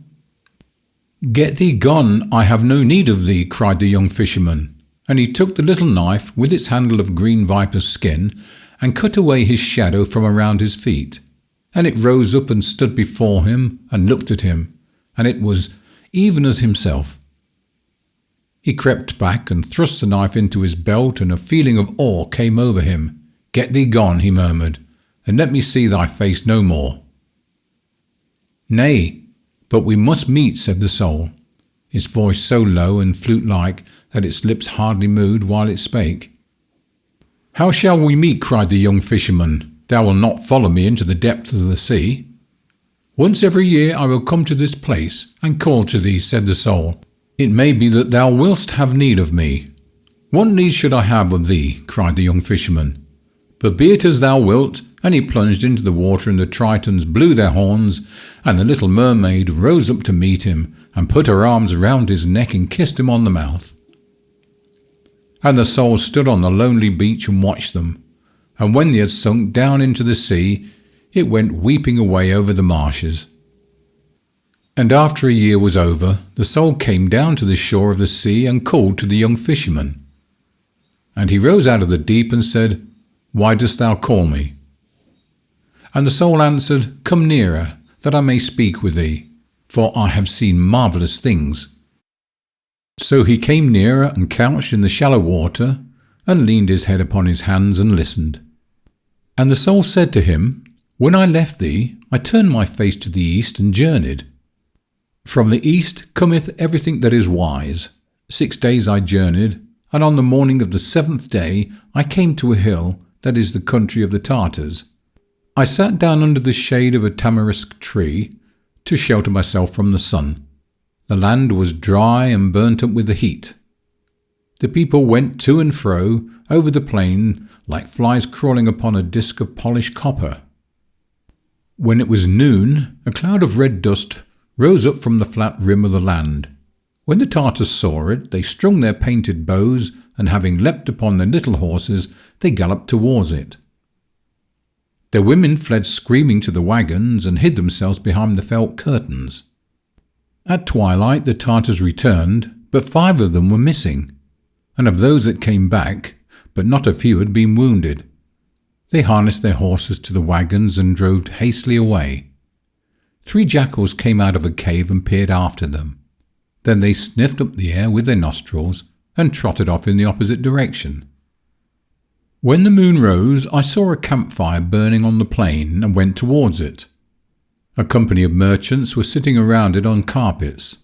Their camels were picketed behind them, and the negroes who were their servants were pitching tents of tanned skin upon the sand and making a high wall of the prickly pear. As I came near them, the chief of the merchants rose up and drew his sword and asked me my business. I answered that I was a prince in my own land, and that I had escaped from the Tartars, who had sought to make me their slave. The chief smiled and showed me 5 heads fixed upon long reeds of the bamboo.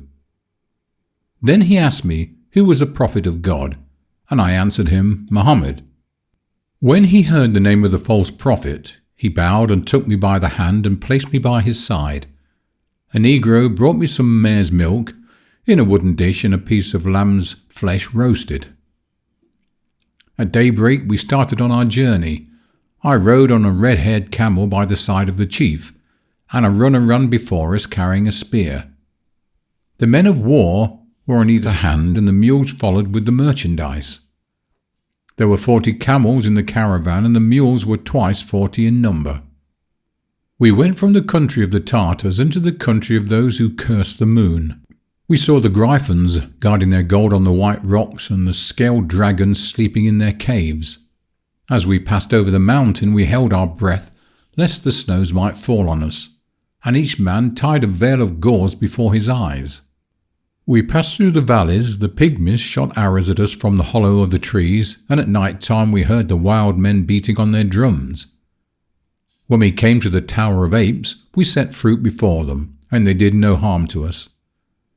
When we came to the Tower of Serpents, we gave them warm milk in howls of brass, and they let us go by. 3 times in our journey we came to the banks of the Oxus. We crossed it on rafts of wood with great bladders of blown hide. The river horses raged against us and sought to slay us. When the camels saw them, they trembled. The kings of each city levied tolls on us, but would not suffer us to enter their gates. They threw us bread over the walls, little maize cakes baked in honey, and cakes with fine flour filled with dates. For every 100 baskets we gave them a bead of amber. When the dwellers in the villages saw us coming, they poisoned the wells and fled to the hill summits. We fought with the Magadi, who were born old and grew younger and younger every year, and die when they are little children. And with the Lactroi, who say they are the sons of tigers and paint themselves yellow and black. And with the Orantes, who bury their dead on the top of trees, and themselves live in dark caverns, lest the sun, who is their god, should slay them. And with the Crimnians, who worship a crocodile and give it earrings of green glass, and feed it with butter and fresh fowls, and with the Agazombi, who are dog-faced, and with the Cybans, who have horses' feet and run more swiftly than horses.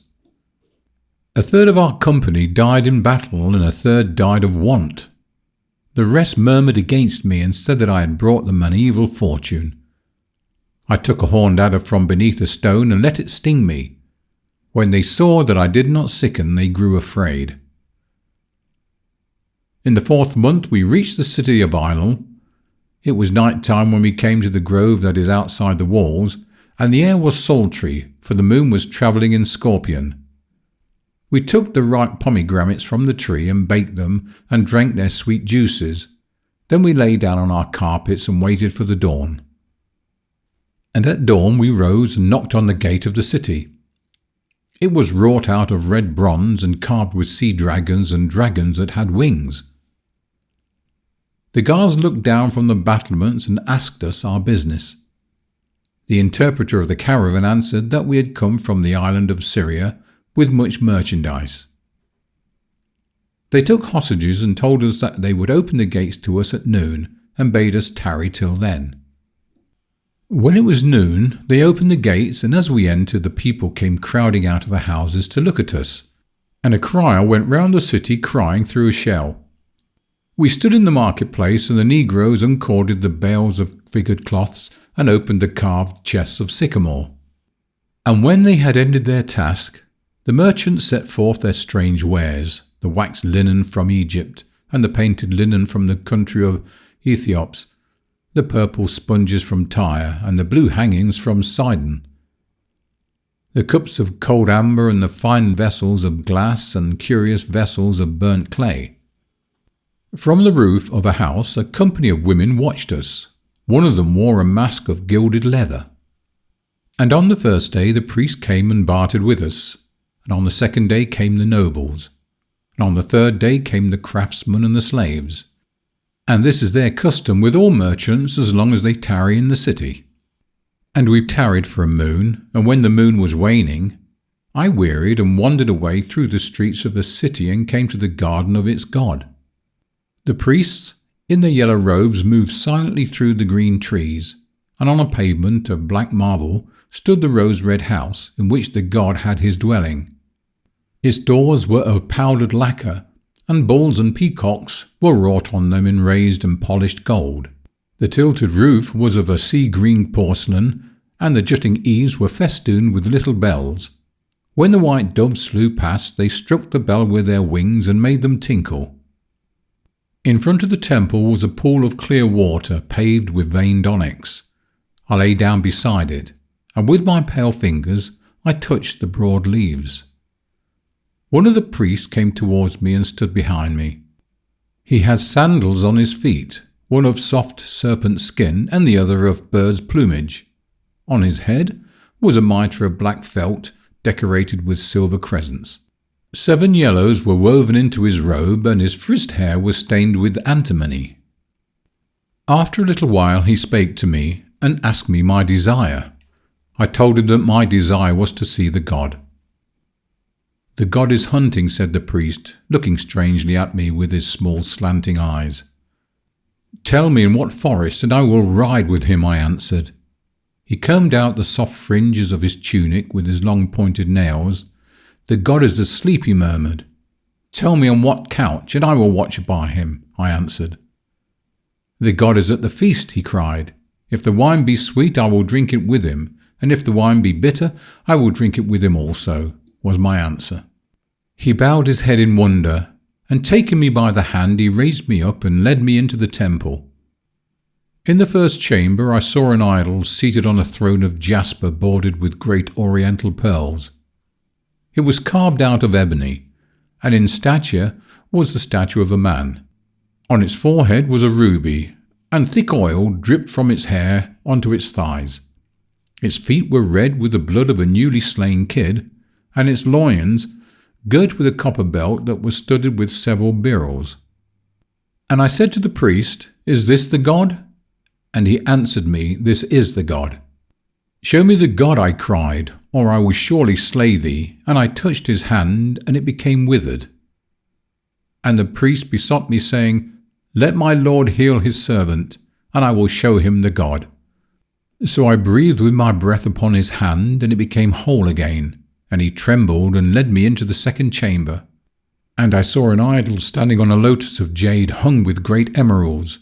It was carved out of ivory, and in stature was twice the stature of a man. On its forehead was a chrysolite, and its breasts were smeared with myrrh and cinnamon. On one hand it held a crooked sceptre of jade, and in the other a round crystal. It wore buskins of brass, and its thick neck was circled with a circle of selenite. And I said to the priest, "Is this the god?" And he answered me, "This is the god." "Show me the god," I cried, "or I will surely slay thee." And I touched his eyes, and they became blind. And the priest besought me, saying, "Let my lord heal his servant, and I will show him the god." So I breathed with my breath upon his eyes, and the sight came back to them. And he trembled again, and led me into the third chamber, and lo, there was no idol in it, no image of any kind, but only a mirror of round metal set on an altar of stone. And I said to the priest, "Where is the god?" And he answered me, "There is no god but this mirror that thou seest, for this is the mirror of wisdom, and it reflecteth all things that are in heaven and on earth, save only the face of him who looketh into it. This is reflecteth not, so that he who looks into it may be wise. Many other mirrors are there, but they are mirrors of opinion. This only is the mirror of wisdom. And those who possess this mirror know everything, nor is there anything hidden from them. And they who possess it not have not wisdom. Therefore it is the god, and we worship it." And I looked into the mirror, and it was even as he had said to me. And I did a strange thing, but what I did matters not. For in a valley that is but a day's journey from this place, have I hidden the mirror of wisdom. Do but suffer me to enter into thee again, and be thy servant, and thou shalt be wiser than all the wise men, and wisdom shall be thine. Suffer me to enter into thee, and none will be as wise as thou. But the young fisherman laughed. "Love is better than wisdom," he cried, "and the little mermaid loves me." "Nay, but there is nothing better than wisdom," said the soul. "Love is better," answered the young fisherman, and he plunged into the deep, and the soul went weeping away over the marshes. And after the 2nd year was over, the soul came down to the shore of the sea and called to the young fisherman. And he rose out of the deep and said, "Why dost thou call me?" And the soul answered, "Come nearer, that I may speak with thee, for I have seen marvellous things." So he came nearer and couched in the shallow water, and leaned his head upon his hands and listened. And the soul said to him, "When I left thee, I turned my face to the south and journeyed. From the south cometh everything that is precious. 6 days I journeyed along the highways that led to the city of Ashtar, along the dusty red-dyed highways by which the pilgrims are wont to go did I journey. And on the morning of the 7th day I lifted up my eyes, and lo, the city lay at my feet, for it was in a valley. There are 9 gates to this city, and in front of each gate stands a bronze horse that neighs when the Bedouins come down from the mountains. The walls are cased with copper, and the watchtowers on the walls are roofed with brass. In every tower stands an archer with a bow in his hand. At sunrise he strikes with an arrow on a gong, and at sunset he blows through a horn of horn. When I sought to enter, the guards stopped me and asked me who I was. I made answer that I was a dervish and on my way to the city of Mecca, where there was a green veil on which the Koran was embroidered in silver letters by the hands of the angels. They were filled with wonder and entreated me to pass in. Inside it is even a bazaar. Surely thou should have been with me. Across the narrow streets the gay lanterns of paper flutter like butterflies. When the wind blows over the roofs they rise and fall as painted bubbles do. In front of their booths sit the merchants on silken carpets. They have straight black beards, and their turbans are covered with golden sequins and long strings of amber, and carved peach stones glide through their cool fingers. Some of them sell galbanum and nard and curious perfumes from the islands of the Indian Sea, and the thick oil of red roses, and myrrh and little nail-shaped cloves. When one stops to speak to them, they throw pinches of frankincense upon a charcoal brazier and make the air sweet. I saw a Syrian who held in his hands a thin rod like a reed. Grey threads of smoke came from it, and its odour as it burnt was as the odour of a pink almond in spring. Others sell silver bracelets embossed all over with creamy blue turquoise stones, and anklets of brass wire fringed with little pearls, and the tiger's claws set in gold, and the claws of that gilt cat the leopard set in gold also, and earrings of pierced emeralds, and finger rings of hollow jade. From the tea-houses came the sound of the guitar, and the opium smokers with their white smiling faces looked out at the passers-by. Oh, in truth thou shouldst have been with me. The wine-sellers elbow their way through the crowd with great black skins on their shoulders. Most of them sell the wine of Shiraz, which is as sweet as honey. They serve it in little metal cups and strew leaves upon it. In the marketplace stands the fruit sellers, who sell all kinds of fruit.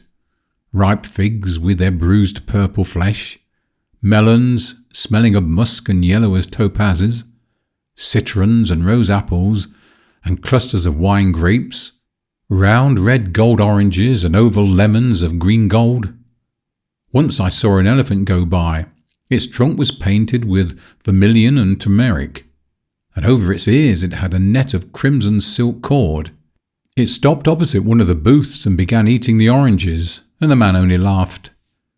Thou canst not think how strange a people they are. When they are glad, they go to the bird sellers and buy of them a caged bird, and set it free, that their joy may be greater. And when they are sad, they scourge themselves with thorns, that their sorrows may not grow less. One evening I met some negroes carrying a heavy palanquin through the bazaar. It was made of gilded bamboo, and the poles were of vermilion lacquer, studded with brass peacocks. Across the windows hung thin curtains of muslin, embroidered with beetles' wings and with tiny seed pearls. And as it passed by, a pale-faced Circassian looked out and smiled at me. I followed behind, and the negroes hurried their steps and scowled, but I did not care.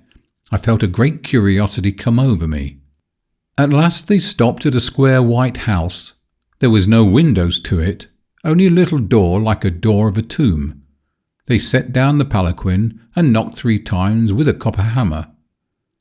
An Armenian in a caftan of green leather peered through the wicket, and when he saw them he opened, and spread a carpet on the ground, and the woman stepped out. As she went in she turned round and smiled at me again. I had never seen anyone so pale. When the moon rose, I returned to the same place and sought for the house, but it was no longer there. When I saw that, I knew who the woman was, and wherefore she had smiled at me. Certainly thou shouldst have been with me. On the feast of the new moon, the young emperor came forth from his palace and went into the mosque to pray. His hair and beard were dyed with rose leaves, and his cheeks were powdered with fine gold dust. The palms of his feet and hands were yellow with saffron. At sunrise he went forth from his palace in a robe of silver, and at sunset he returned to it again in a robe of gold. The people flung themselves on the ground and hid their faces, but I would not do so. I stood by the stall of a seller of dates and waited. When the emperor saw me, he raised his painted eyebrows and stopped. I stood quite still and made him no obeisance. The people marvelled at my boldness and counselled me to flee from the city. I paid no heed to them, but went and sat down with the sellers of strange gods, who by reason of their craft are abominated. When I told them what I had done, each of them gave me a god and prayed me to leave them.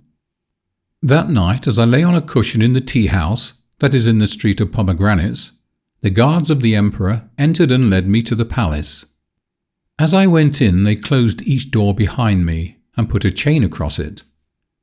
Inside was a great court with an arcade running all around. The walls were of white alabaster, set here and there with blue and green tiles. The pillars were of green marble, and the pavement of a kind of peach blossom marble. I had never seen anything like it before.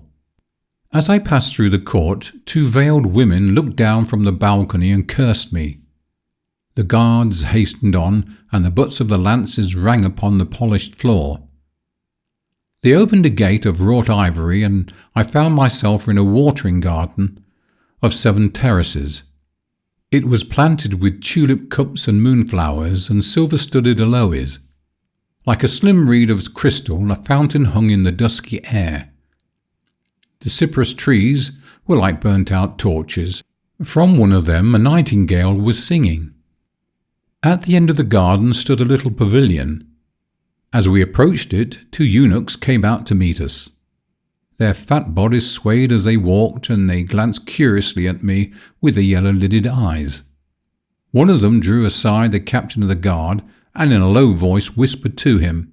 The other kept munching scented pastils, which he took out with an affected gesture out of an oval box of lilac enamel. After a few moments, the captain of the guard dismissed the soldiers. They went back to the palace, and the eunuchs following slowly behind and plucking the sweet mulberries from the trees as they passed. Once the elder of the 2 turned round and smiled at me with an evil smile. Then the captain of the guard motioned me towards the entrance of the pavilion. I walked on without trembling, and drawing the heavy curtains aside, I entered in. The young emperor was stretched on a couch of dyed lion skins, and a gerfalcon perched on his wrist. Behind him stood a brass-turbaned Nubian, naked down to the waist and with heavy earrings in his split ears. On a table by the side of the couch lay a mighty scimitar of steel. When the emperor saw me, he frowned and said to me, "What is thy name? Knowest thou not that I am the emperor of this city?" But I made him no answer. He pointed with his finger at the scimitar, and the Nubian seized it and rushed forward, struck at me with great violence. The blade whizzed through me and did me no hurt. The man fell sprawling on the floor, and when he rose up his teeth were chattering with terror, and he hid himself behind the couch. The emperor leapt to his feet, and taking a lance from a stand of arms, he threw it at me. I caught it in mid-flight and broke the shaft into 2 pieces. He shot at me with an arrow, but I held up my hand and it stopped in mid-air. Then he drew a dagger from a belt of white leather and stabbed the Nubian in the throat, lest the slave should tell of his dishonour. The man writhed like a trampled snake, and red foam bubbled from his lips. As soon as he was dead, the emperor turned to me, and when he had wiped away the bright sweat from his brow with a little napkin of purfled and purple silk, he said to me, "Art thou a prophet, that I may not harm thee, or the son of a prophet, that I can do thee no hurt? I pray thee, leave my city tonight, for while thou art in it, I am no longer its lord." I answered him, "I will go for half of thy treasure. Give me half of thy treasure, and I will go away." He took me by the hand and led me out into the garden. When the captain of the guard saw me, he wondered. When the eunuchs saw me, their knees shook and they fell upon the ground in fear. There is a chamber in the palace that has 8 walls of red porphyry, and a brass-sealed ceiling hung with lamps. The emperor touched one of the walls and it opened, and we passed down the corridor that was lit with many torches. In niches upon each side stood great wine jars filled to the brim with silver pieces. When we reached the centre of the corridor, the emperor spake the word that may not be spoken, and a granite door swung back on a secret spring, and he put his hands before his face, lest his eyes should be dazzled. Thou couldst not believe how marvellous a place it was.